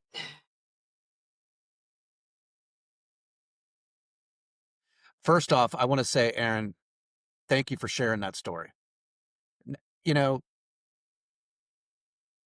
I knew before we sat down today, you said that you weren't going to talk about this. You didn't want to bring it up. Um, I'm glad you did. I'm glad you did. I mean, you're talking about the reality of what happens in the military. Sometimes I mean, I can relate to the frustration that you have. You're off base, you're in Taliban, you're in Indian country. You're doing a maneuver that is risky and dangerous and is not being executed properly. You make this on the spot correction. You do what a captain does. A captain should come over the radio and say, "What are we doing? This is ridiculous." Um, and then you have this idiot call you out over the radio, and it spills over to other people who pick up on that and start getting in your face. First off, an E7 has no fucking business getting into a captain's face. I don't care how stressed out you are, how long it's been since you slept, how dangerous of the situation. I don't care, especially in front of other guys. Now, I've definitely gone toe to toe with officers before, but I've always done it where the soldiers can't see me, you know? But doing that right in front of everybody else, I don't know if you had a choice. I kind of almost think you had to take a swing at the dude, you know? That's just where I'm coming from. And it's unfortunate that this happened to you. But Aaron, in my opinion, and I think a lot of people that listen to this are probably going to be like, dude, you're justified. The guy asked for it. And it's so screwed up because you know as well as I do, if this had happened anywhere other than right in front of the front gate at Bagram, it would have been squashed and nobody would have said shit about it. But unfortunately, you had too many daggone onlookers and they had to address it. So I'm sorry to hear that. Did this effectively end your career? in a it was in a roundabout way that I did it. I didn't. So after all this finally came down, I was given indirect orders. I wasn't directly ordered, and I could have found a way to stay in Afghanistan because the lieutenant colonel friend of mine, he was three. He's either working at 3 Corps or 5 Corps. Either way, he was working pretty high up, um, for a unit that was at that um uh over at Kia, Kabul International Airport, Uh-huh. military side. Yeah. I could have asked him to find a way to get me to anywhere else in Afghanistan, and he would have. Yeah. You could have come Um, down to Kandahar with us. yeah, it's like I wasn't thinking about it because I was pissed off with myself, Yeah. um, pissed And you off at the world. and your priority writing your career off. Like that's it. Yeah, it's like I was just like it's like I was told like just get your stuff packed up, be ready to go as soon as we can get air one of the helicopter rotations down here to pick you up. You're gonna head out. I don't want to rub salt into the wound, but for people that are listening and to understand why this is such a serious thing, it's serious because because you were wearing the rank of captain, and this other guy was an enlisted guy, a senior non-commissioned officer, but enlisted. And I mean, you're never allowed to put your hands on anybody in the military, but they definitely Well, earlier we were talking about a lieutenant colonel who slapped I think he was a private first class at the time, slapped him, and then nothing ever happened to him. He had to give an apology, a formal apology in front of the entire unit. That was it. That's all that ever happened to him for laying his hand on a kid. And now look at what happens to you. This is, God, I'm Yeah, it's the angry. difference between being a senior officer versus a junior officer. The seniors get a slap on the wrist, or at the worst, they're told retire. Yeah. Yeah. So what happens, bro? So I wasn't even allowed. So I was told like go back stateside, but the general refused to allow the unit to give me their codes uh, to get back. I had to find my own way back to the states.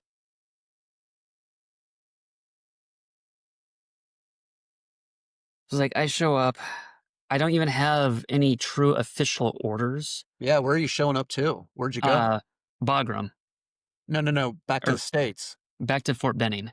Okay. But it's like I have to have orders to send me back stateside. I don't Yeah. have any official orders.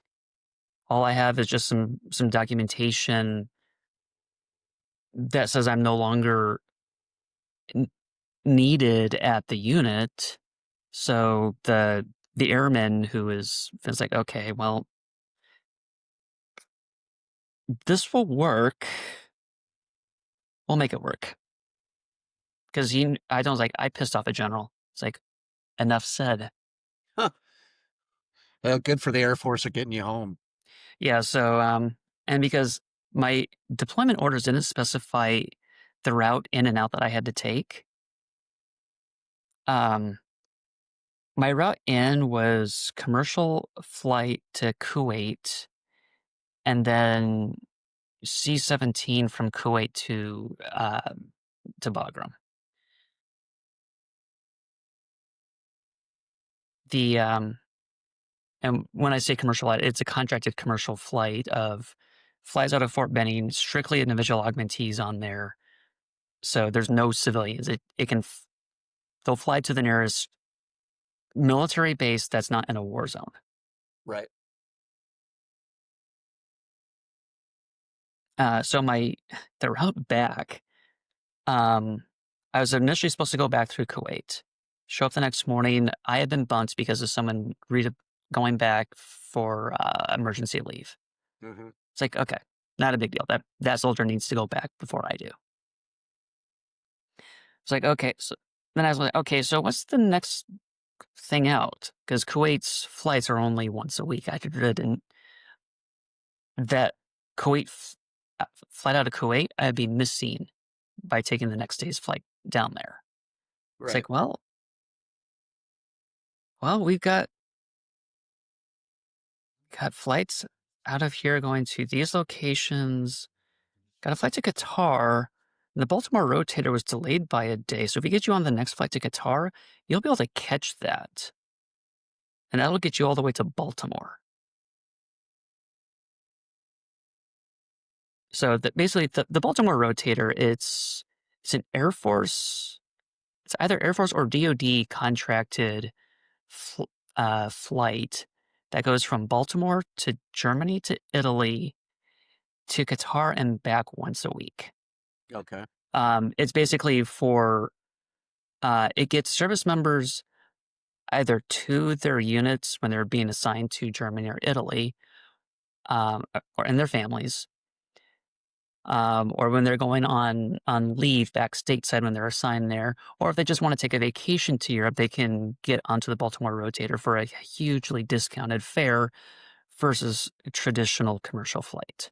Right. Like a And MAX it's flight. nothing but military and their families that are on that flight. Gotcha. So, first and only time I've ever been on a 747. I knew they were big. You're big. I can't believe you weren't on one when you flew into Kuwait initially. We were on a 777. Okay. So still a big plane, but a 47 would not have been able to. The runway on Fort Benning is not big enough for a 47. 777 and smaller, yes, but definitely not a 47 and bigger. I mean, that thing was designed for cargo planes, not Right. where typically the largest plane you see on there is going to be the C-17. I don't think they'll ever use the C. They didn't even plan for using the C-5 there for getting tanks off of there when Right. they had to railhead out to elsewhere to get tanks deployed overseas. But again, I'm That's digressing. that's a big damn plane. A C5. Oh my god, that's a huge plane. Yeah. So there's no way that fits on that runway. No. So anyway, I get back stateside. I managed to catch a plane, very late night plane from there to Atlanta. All I can say is when I was getting everything packed up, I thought I made sure that everything that had to be checked was checked Mhm. into one of my 4 duffel bags. When I was at Bagram, I offloaded all of my ammo to a couple of soldiers, E5 and an E4. Is like, here, have my ammo. I don't need it. I can't take it back stateside. Have it. They were more than happy to take it. I somehow missed a magazine and my knife. One magazine that was still full of 9mm ammo. Okay. Both were in my rucksack that I was carrying with me. So customs in America catches you. No, customs, they know I'm coming back from Afghanistan. I'm still in the whatever the multicam uniform name was. Right. They know I'm coming back. They just like, have anything to declare as just the normal thing. I was like, nope. So they know when the Baltimore rotator comes through, just try to get us through as quickly as possible. Especially for in uniform, we're probably coming back from a deployment. Right. So they're used to it there.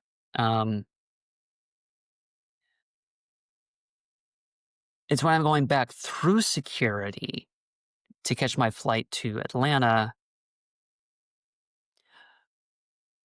And it wasn't until I was at my uncle's house when I was going through everything, that I found the magazine with 9mm ammo and my knife still in my rucksack. How they didn't notice it when it went through the x-ray machine is totally beyond me, other than the fact it's probably my laptop that shielded it from being actively detected. Oh, so But I thought you were gonna say you got caught with it. no, Oh, you're fine then. Fuck it. yeah, it's like my first, I was like, when I saw, I was like, how the heck did not, how did I miss this? Nah, it How did happens. they miss it? But It the other thing happens. that the supervisor at that checkpoint, he knew I had just come back from deployment. He could tell I was exhausted. He grabbed me, escorted me through front of the line to get me through as fast as possible. So I think that also was just let's get him through. If there's something in the bag, forget you saw it. Because it's probably something that accidentally got missed. Yeah. They've I wouldn't probably worry about seen it. that before. So Oh like, yeah. it's like, I've come home from gunnery with belts of 100, 200 rounds of 7.62 and been like, oops, my bad. I didn't mean to bring that home.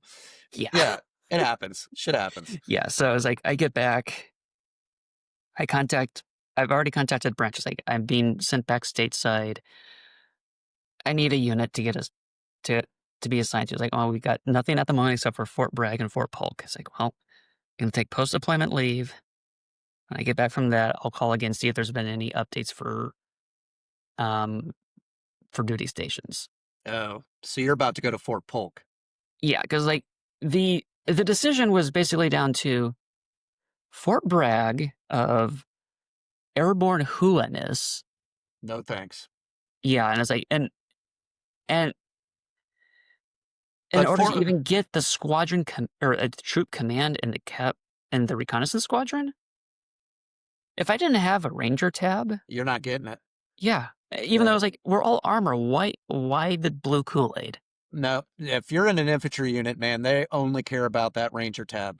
Yeah, so like, That well, is all screw they care that. about. So it's like at least I figured it's like with Polk, I stand a snowball's chance in hell of getting a company command. Right. I almost had one until we got a new battalion commander who that same alpha male mentality that was at 2-1. Yeah. So, and he didn't like me from the get-go. Did he know about your letter of reprimand? No, the only two people there at the unit knew about it. One was my OIC, my in the S3, because I figure it's like let him know before HR manages to push this into permanent and it gets discovered somehow. I'd rather him at least know. And one of the senior captains, promotable to major, who was going to be taking over the 3 shop, I also told him because he was doing everything. Both of them were doing their darndest to mentor me. They saw how troubled I was when I came back from Afghanistan. They had no Mhm. clue what had happened. They was like they could tell there was something off about me, even though they didn't know anything about me. And it took a long time to even really start coming to terms. I tried starting to see mental health while I was there because my my one goal at this point was to get that letter of reprimand put into my restricted file, Sure. so that way it couldn't be used in promotion boards or whatnot. Exactly. Except in hindsight, they open up the restricted file for officer promotion boards, which is They stupid. from what I understand, they can do it for senior enlisted as well. And even if they can't, what they can see is that you have something in it in your restricted fish. Because I had some disciplinary action that happened when I was on recruiting duty, and it was keeping me from getting promoted. I finally got it put into my restricted fish, and come to find out, even though they couldn't see what it was, they could still see that I had something in my restricted fish, so they knew I had gotten in trouble for something. Um, but yeah, Yeah, whatever. officers will actually open it up, so they don't care, which I is believe it. stupid. It's like Yeah, but unless I'm competing for '06 level, I just think leave that alone. you probably killed it. Could have still made major. I think you could have. Yeah, well, here's the problem. I This is where the timing sucked, and the brigade psychiatrist didn't help things any because I was needing a letter that could be pushed up from the medical side, saying is like, yes, I've gone through anger management, I've done all these things to make sure something like this doesn't happen again. The letter she wrote was as unusable as uh, something I see a PFC trying to write to get out of being in trouble. I wish. Basically, it said that I was like that I had been seen and for this stuff, but to come back if problems ever come up again. It's like that is not helpful. Not for getting something put into my restricted file. Man, I wish I'd talked to you at that time frame because I had a guy, First Sergeant Gary Galloway, which is he's an amazing guy. When I told him that I what was going on with me and why I thought I couldn't get promoted to from E6 to E7, he's like, "Well, you need to get that put in your restricted fish, and let me show you how you're going to do it." And he gave me a letter that all I had to do was get rid of his name and put my name in there. And I don't know who had written it for him, but it was perfect. It was amazing. And I swapped out my name, and then I can't remember. I think we had to have an '06 sign it. And within days, my stuff was put in restricted. Yeah, the other problem that I had to wait a full year Yeah, before I could submit any paperwork. right. Yeah. So even if I had all the paperwork lined up ready to go, and the '06 that I had in my direct command at the time, I'm drawing a blank on his name, but he was the squadron commander of armor school when I was there. Um, and very solid officer, was always looking out for his junior officers, always trying to help mentor them. And so it's like if I had everything ready for that, but literally 6 months into this, they say, "Oh, we're going to have the officer separation boards."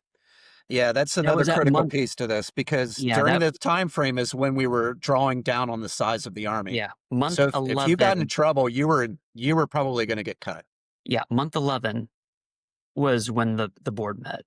Right. And there was no way that, because I had worked in S1 and I knew how to read the regulations, I dug through that regulation to see if there are any, if there were any waivers that can be for putting something into the restricted files sooner than 12 months. And sadly, nothing. It's very black and white. Right. Because a lot of regulations, they give enough leeway for some common sense stuff, but certain other stuff is like, this is it. There's no ifs, ands, or buts. And it's like, great. So, like, So well, what was the result of the board? exactly what I expected. Even though I submitted everything and um, made sure everything else was squeaky clean, and I even added a letter of basically reiterating, here's what happened, here's what I've been doing since then to mitigate this from ever happening again. I knew it was a long shot. Yeah. And Yeah. unfortunately, when the officers who are convened onto these boards, they are that top 1% who never get in trouble, are always, in my personal opinion, kissing ass on their way up Hmm. and don't care that someone made a mistake. No, you're just a number to them. They got to cut this many officers and they're going to cut them. Yeah, and they'd sooner keep the shiny turds than the squared away soldier who has been trying to turn his life back around from.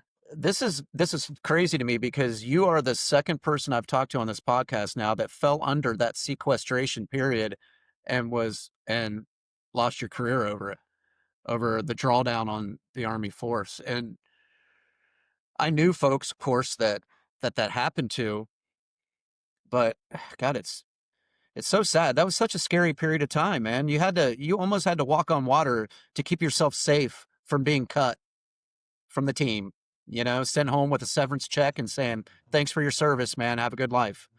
You know, Yeah, that was a and scary period. in hindsight, I could have gotten medically retired. That would have trumped the separation boards. Okay, so let's talk about that. You had some medical issues going on other than the anger stuff. Yeah, so Um, migraines. You know I had been fighting the migraines when I was at Bliss. And I had gotten them under control, but they uh, they reappeared in Afghanistan. what causes them? What have you determined? Is it So stress? I have several things that are causing it. The initial cause of it was during combatives training when I was a platoon leader. The clench test, I got clocked pretty hard in the head. Um, I still passed combatives, fortunately.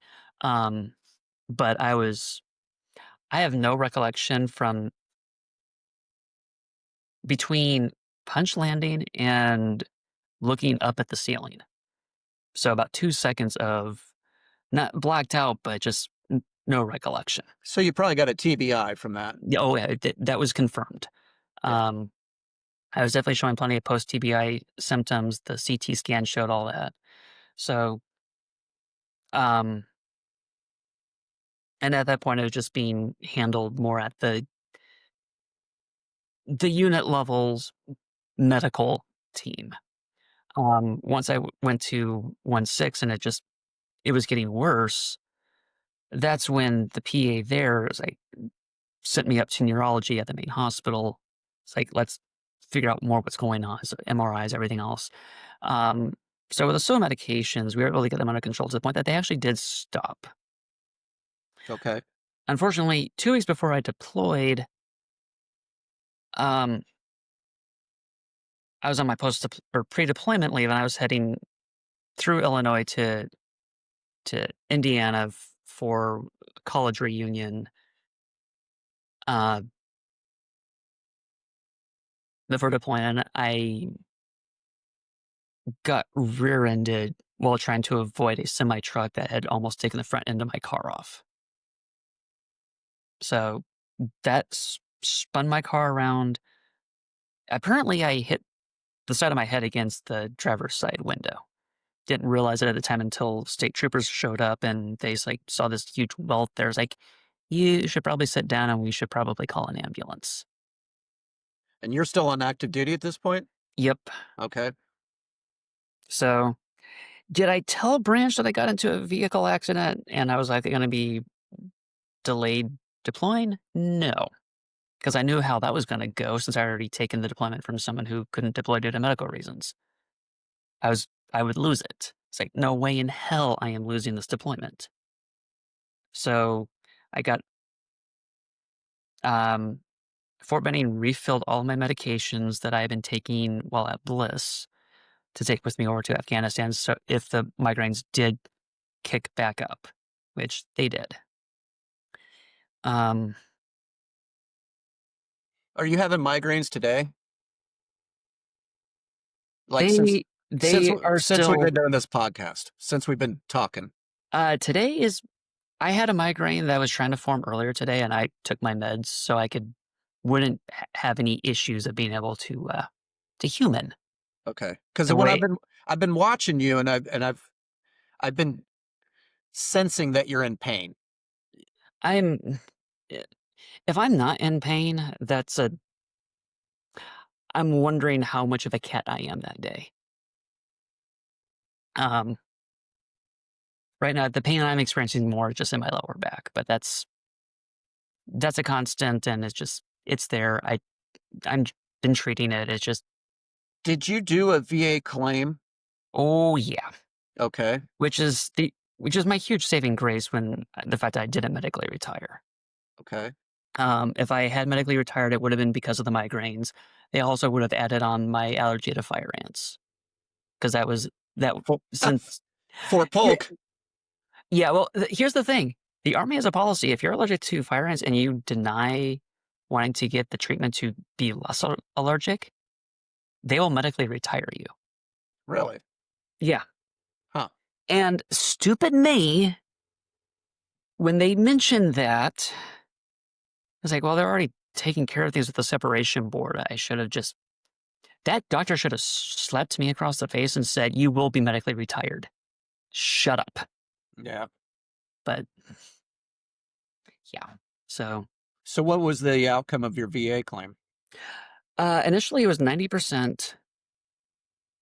They forgot about my migraines, even though I had it on the claim. It's like there wasn't even just a 0%. It's like just not on there at all. Okay. I um, filed an appeal to get it added on there. It's like, oh, yep, we see that there were migraines. You see that we had originally submitted it. Yes, we see that there, of your 750-page Army medical file, and about 300 of that is due with migraines, is 0%. Really? Yeah. Never mind the fact that for a year and a half at Polk, I never made it to morning formation. I actually had a profile that said I did not have to make morning formations because of the migraines. Let Because me they were ask you so this. When you did your claim, did you do it on your own? initially, yes. There was a representative at the Army Hospital on Fort Polk that does help with some of it, but he just Good. helps with the initial getting it going and whatnot. Is he a VA employee? Not a He is a what? VA employee, but he specifically said, "I want to help soldiers with trying to get their claims going," but he Where can only help so much because, again, he's a VA employee. where I'm going with this is I had to redo my claim at one point, and I used my initial claim and my second claim. I used a veteran service organization. The first time I used AmVets. The second time I used American Legion. Um, that they're free. They do it as a service. They would like you to subscribe to them and become a member as, to thank them for their help. But in my opinion, if you're not going through one of those guys for an appeal or for for a claim, you're doing yourself a huge disservice because these people will get you squared away, and they know the ins and outs of the VA process, and they can get you a percentage. And if you're still fighting for this claim, I would highly recommend reaching out to somebody in AMVETS or DAW, Wounded Warrior, any one of those organizations. They can help you out a lot. I mean, are you still at 90%? No, I am fortunately at 100% now. Oh, okay. Well, then fuck it. Yeah, so but it's like when they said 0%, I even talked with the one of the DSOs at the VFW here. I wasn't very welcome there because unfortunately the VFW here is mostly a bunch of old farts. They all are, but But Southern old farts who do not like the younger generation and do not like those who don't have a Southern accent or they're not your stereotypical male. yeah. So I was like, and I didn't fall under any of those categories. I mean, hell, you could tell that at Fort Bliss, I was not your typical alpha male. I was like very mild mannered. Well, at this point, it's not even, who cares? Exactly. It's You're like, 100%. So you're going to get treatment for whatever ails you. It doesn't yeah. So matter. it wasn't until I went back to Colorado for several months. It was like, okay, I need to get my 100%. I need to get my stuff up there. I went to the regional office and got the I think it was Legion of the Purple Heart. That VSO was there that day, so I talked with him and he helped me with getting everything filled out. And he's like, "Here's what you need to do when you go to your appointments." And he's like, he helped me a ton. And I had, in the time leading up to that, I had discovered a magnificent site, which anyone who suffers from migraines will absolutely find very useful. It's migraine.com. I found so many subsymptoms that I was dealing with that I didn't know were part and parcel to my migraines. Okay. So when I discovered that I had like 10 plus subsymptoms of dealing with the migraines, I made sure that they were all added. When I talked to the neurologist who did my evaluation, I brought every single one of those up. My migraine percentage went from 0 to 50%, which automatically pushed me to 100% permanent in total. Awesome. Good. And I had also added dealing with PTSD and pretty much the entire mental health thing. And I was like, so on my treatment end, I enrolled with one, a mental health provider, and two, with an actual anger management course at the VA hospital in Denver. Okay. That was a multi-week thing. Um, all the while, I'm waiting on hearing back on my percentages, and it's like, I'm taking this time to just do what I need to do to try to get myself back on an even footing. Yeah. And that definitely came to a point where I realized, like, yes, I may not be in a perfect state yet to control my anger, but I'm a hell of a lot better position now. Um, I was at the bus stop waiting to catch my bus back to Denver Union Station to catch my train back north. Um, and there was a Marine veteran who he was trying to is asking questions about where to get healthcare treatment, especially mental health, and we're all pointing him to is like, "You're right here at the hospital." Like, "Well, not here because I don't like how they do things and I don't trust the VA." It's like, and he was getting rather belligerent. It's like, "Look, you need to chill. And he's one of the Vietnam era Marine vets. Just to put into the generational gap and the mindset of how they view someone who, as a guy, tends to look more feminine, who doesn't care if he's wearing pink or as pierced or anything else like that. And it's like he was just so belligerent. Mhm. I stood my ground to him, and I could feel my hands balling into fists, but I kept my composure. I was like, "Look, you can either get the help here, or you can just go on your merry way. Mhm. But either way, stop being belligerent to me and to everyone else here who is just trying to help you." And the fact that I maintained that calm during that is like after the initial stress of I'm going to get clocked by someone who is easily over a foot taller than me. But I think because there were so many people there and he did not want to get arrested yet again, is why he just wound up just walking away. Mm. But I wish I could say that was the end of my mental health journey, but it sadly was not. Um, Fast forward to 2020, the year everyone wants to forget. Mhm. Um, I actually hit a point where I was getting ready to stream, and I just everything that had been going on in my personal life at that point, plus the stress of COVID, the isolation, everything else, it just all compounded to a point where I was like, I had took one look at my bottle of sleep meds, and I was so tempted to take all of them and never wake back up. And that thought scared the living daylights out of me.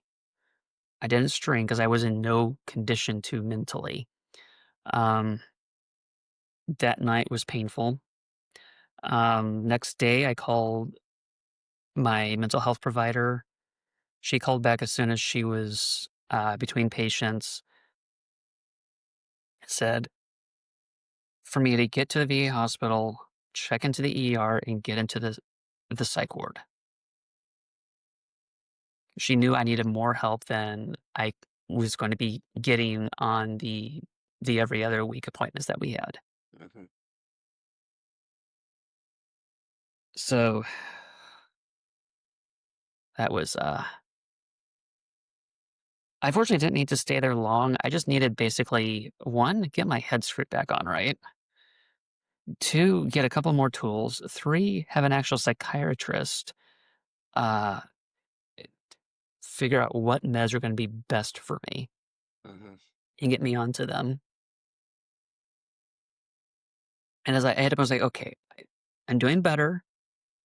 But some of the issues that other fellow veterans are going through here who are make my anger management look mild.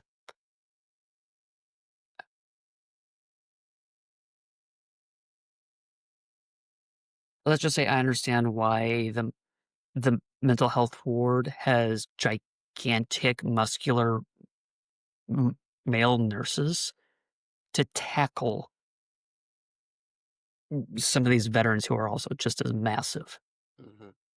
Because it actually came down to that one point when I was there. It's like, lovely. It's like, so I talked to with the psychiatrist, like, look, at a point where it's like, I am, I feel like I'm good, good to leave. And I know it's supposed to be a upwards of 72 hours for a turnaround to get approved for release. But here's the reason why I cannot stay around for that long over the weekend because of these two incidents that have happened. It's going to potentially cause a setback. It's like, that is fair. So about 2 hours later, they said, you're going to be leaving this afternoon. Mm. So that helped get me a bit more back on my feet. Still wasn't an ideal point, I did I take my antidepressants? Yeah, no. Um, it just it wasn't until one of my cats did something. Oh, God bless his soul. He was such a sweetheart. Caused so much mischief. Um, I don't remember what he did, but I grabbed him and shoved him into my chair, and that's when I realized I just darn well screwed up again.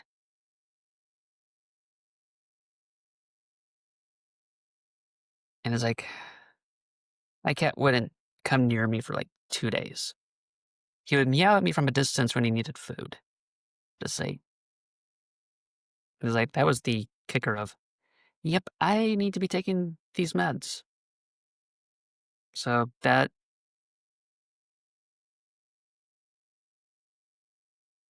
however much people want to deny that antidepressants work, even for like anger issues, oh gosh, they work. No, they do. Sometimes you may have to, it may take a few tries to get either the right dosage or the right Mhm. medication type, Yes. but it has helped tremendously. No, I agree with you, man. I used to be a naysayer. I used to I was handed antidepressants so many different times, and I never took them. I'm like, fuck that. I'm not taking them. And then finally, when the suicidal ideations began for me, that's like, and I finally got a psychiatrist at the VA. That's when I became a believer. You know, I found the right thing that worked for me. I tried a couple of different things, found the one thing that worked for me. Been on it for a couple of years. I won't be on it forever.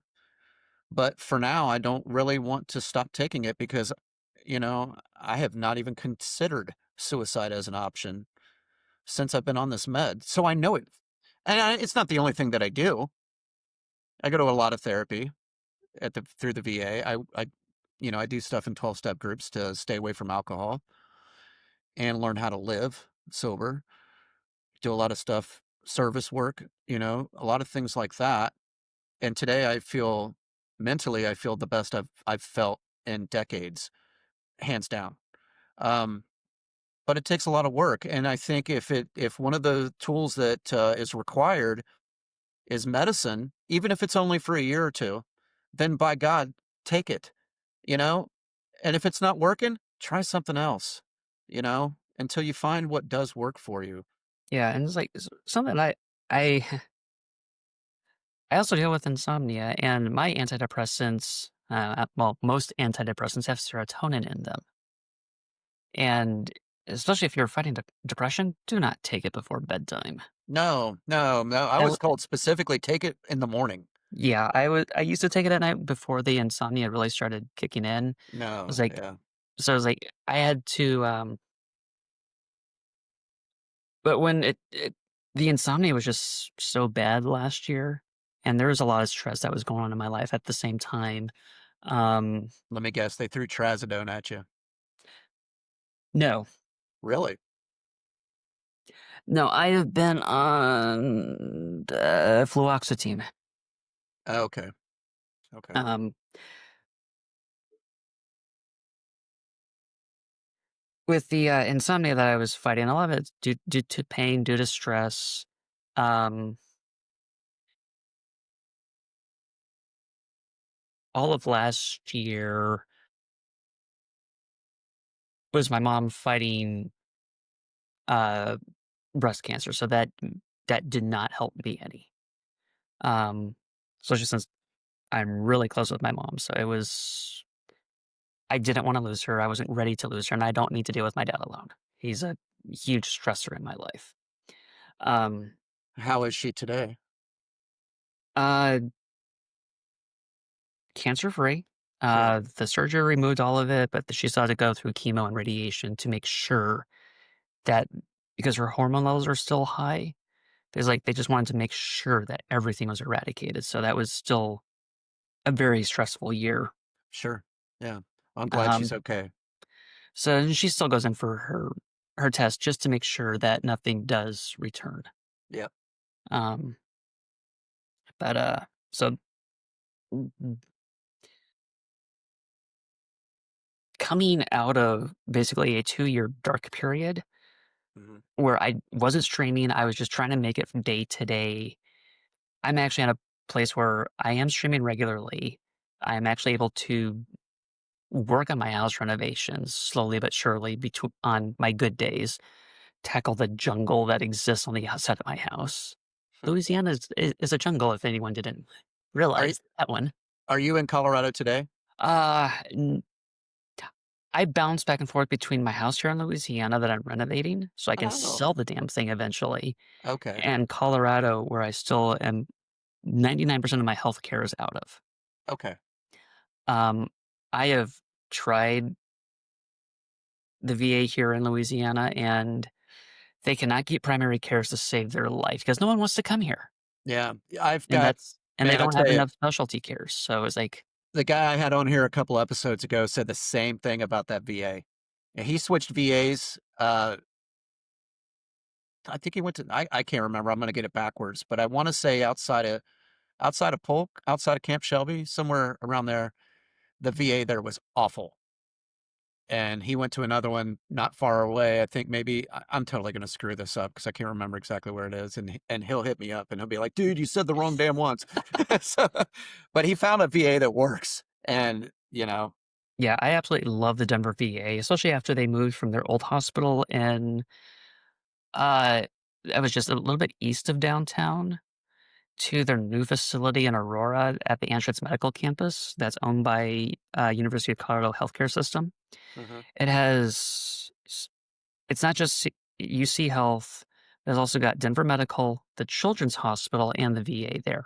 That's awesome. So if I have actually seen UC Health doctors who divide their time between UC Health and the VA and the Children's Hospital Right. to help because it's like even though everyone does want likes moving to Colorado, there's always going to be a shortage of good healthcare providers. Sure. And the fact that UC Health wants to help offset that, and they have a contract with the Denver VA so that we can go to any of their urgent cares, the ERs, and they can not only do they just bill the VA without me having to file anything, they can pull up my medication history right then and there. Yes. Yeah, So that's awesome. it's phenomenal. So they don't have to ask me all the meds I'm on. Um, if I go to urgent care, they can just like, oh, here's your list of meds. Anything that you weren't taking on this was like, and go through it and yeah. So So, what it's do you? phenomenal. I'm gonna change gears on you. Streaming. What is your? What do you do with streaming? Are you Um, a gamer or what do you do? mostly games. Either Nintendo games or PC games typically. You got a lot of people that log on to watch you. Uh, Used to before I had to take basically my 2-year hiatus, so I'm kind of rebuilding back up. Um, but I've got a core group of friends in the streaming community who, w- when they're able to, they make it. One of them, she's got a newborn plus her 5-year-old, so it's like she's always dealing with kiddos, and it's like perfectly understandable. Yeah, Kids come first. 100%. Yeah. Um, Speaking of, I've got to make dinner for my kids soon, so we're gonna have to wrap here all right, shortly. yeah. So occasionally I'll do a Lego build. And that some of them are actually sitting Yeah, I can see back them. there. Yeah. So I was like, I do those time to time. I actually started collecting Pokemon cards last year. So uh, on major release drops, I'll actually open what I got at the start of my stream on Saturdays. Um, Show that off, and otherwise, any of the individual card packs like these Yeah. have to be redeemed through channel points for me to open them. So that way, I don't open all of them all at once. It keeps me It makes sure that I don't run out before next releases come out and whatnot. Gotcha. Unfortunately, and because I haven't changed in so long, I've got 3 containers worth of packs to open. Nice. So, I like, heard well, I heard I'm prepared. Pokemon is making a comeback. One more question, and then Yeah. I got to wrap, brother. Where are you at today, mental health wise, with treatment and everything else? You had that 2 year period that was pretty dark for you. Where are you at today? Um,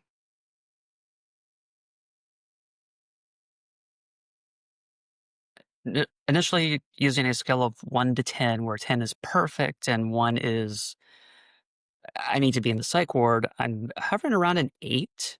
That's awesome. That's great. That's awesome. I mean, is 10? That doesn't even seem realistic anymore. I don't think. Um, yeah, I don't think that exists in outside of a perfect world for anyone. Dude, anything over a 5 is good. That's awesome. Yeah, so, like, I have spent so much time just, like, e even going through those dark times, like, I had all the tools that I needed. It's like, I'm just, like, taking it a day at a time, talking with my friends, talking with my mom, Yep. avoiding talking to my dad because 1, he's a stressor, 2, he's the, "How can I fix it?" It's like, Yeah. that's not what I need. Yeah, that's us men, man. That's what we like to do. What's your problem? Let me fix it. We're not good at listening, but we're really good at trying to fix shit. You know, that's what we do. Well, I'm glad to hear that your life is sounds like it's getting back on track, Aaron. I'm glad. Um, you had some down points in your military career, but you know what? I thank you for your service. I'm glad that I served beside you. Um, I'm glad that you decided to take on those hard jobs, volunteering to go to Afghanistan. I mean, that's awesome stuff, dude. Um, and I would encourage you to focus on the positive from your military career.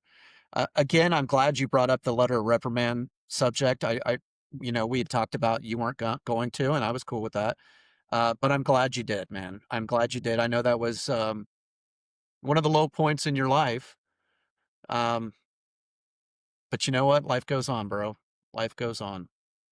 And Yeah, unfortunately, after out of the Army, unless you did something so egregious, yeah, nobody no knows. one cares what's in the Nobody letter gives of a shit. reprimand. Even if going to work for a federal agency, again, They're unless not it's going to so see it. egregious that they're gonna most of the time, they're just gonna look at the 214 and call it a day, unless you're Yeah, going into something so where they are going to do a stupidly detailed background.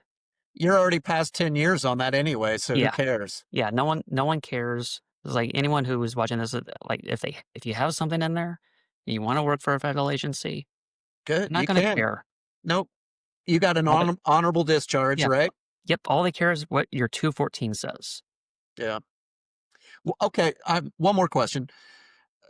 So when you joined after college. Did they pay off your college, Yeah.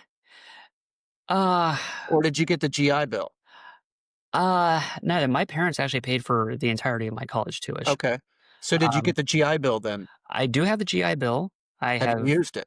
I I had touched a little bit of it, um, but thankfully, ever since they shifted from the post 9/11 to its current form, and the fact that the current form does not expire even if I've already started to use it, I've got it for heck, I could give it to my kids still when I have kids someday. Are you tracking that if you go to school full time that they will cut you a check? Are you aware of that? I did not know that. Yes. A lot of people don't. I I got a job after I retired, and then I started using my GI Bill, and they were sending me a check for over $3,000 to go to school at the University of Cincinnati, and that became my full-time job, man. I Th knew that they would I knew that they would provide housing allowance at E5 rate. Exactly. So if you're in Colorado, the E5 rate for BAH is probably $2,800, and that doesn't go to the school, it goes to you. Yeah, I also because I have my 100%, I also have the all of that I use that or can use that also they also provide BAH at the E5 level. Okay. The whatever. Voc rehab. Yeah, thank you. That Yep. Yep.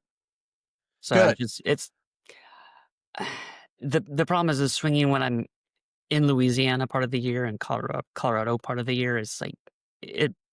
Well, there's a workaround on that too. You can go to school online and you'll get about, I don't know, $1,200 a month. But you can go to school in Denver or Louisiana, wherever, and you get a check no matter what. So just something to think about, bro. Yeah, it's I've been considering going back and getting another undergrad degree because I want Yep. to eventually get into agricultural and in Colorado owning uh, an orchard. So like something that is easier for me to maintain versus regular crops, That but sounds awesome. keeps me out in the country. Because despite growing up in Longmont, it's always been a small town. It's always been a farming town. I'm more of a country boy than a city boy. Yeah. I have become one over the years. I, well, Aaron, it's been great talking to you, catching up with you. Um, like I said at the beginning of this, if you think of anything that you don't want in here between now and Sunday, let me know and I can remove it. But otherwise, I don't think there is anything that needs to come out. That's just from me on my end. No, we Um, just forgot to add this into the lovely podcast. oh, where did you get that? My first gunnery. Uh, Yeah, the Sergeant Putty had us fire a canister round, and was your hat on it? no, my hat was on the sabot round that I fired. Nice. But no, he wanted us to know what it was like to fire the canister around and do the suppression fire. Yeah. So one of That's the, a, I think it was table 4 we did that on, and yep. my crew they liked me so much that they made sure that the canister fired from my tank never got turned back in. Nice. Good for them. So is it, other than my coins, that is the my most prized army possession. That's awesome. Mine is that CVC that's sitting up on the shelf that I stole. So, all right, brother. Thank you for doing this. I really, really appreciate it. It will be live on Sunday, whatever that date is, 25th, I guess, Uh, 24th. what are dates of the week? Yes, Sunday. All right. Thanks a lot. And that's a good looking dog you got there. Thanks. She's trying to tell me it is dinner time. Yeah, I know it's dinner time here too. So, all right. Take care, man. If you need anything at any point, please reach out to me. Will do. All right. Take care, Aaron. See ya. All right. Bye bye.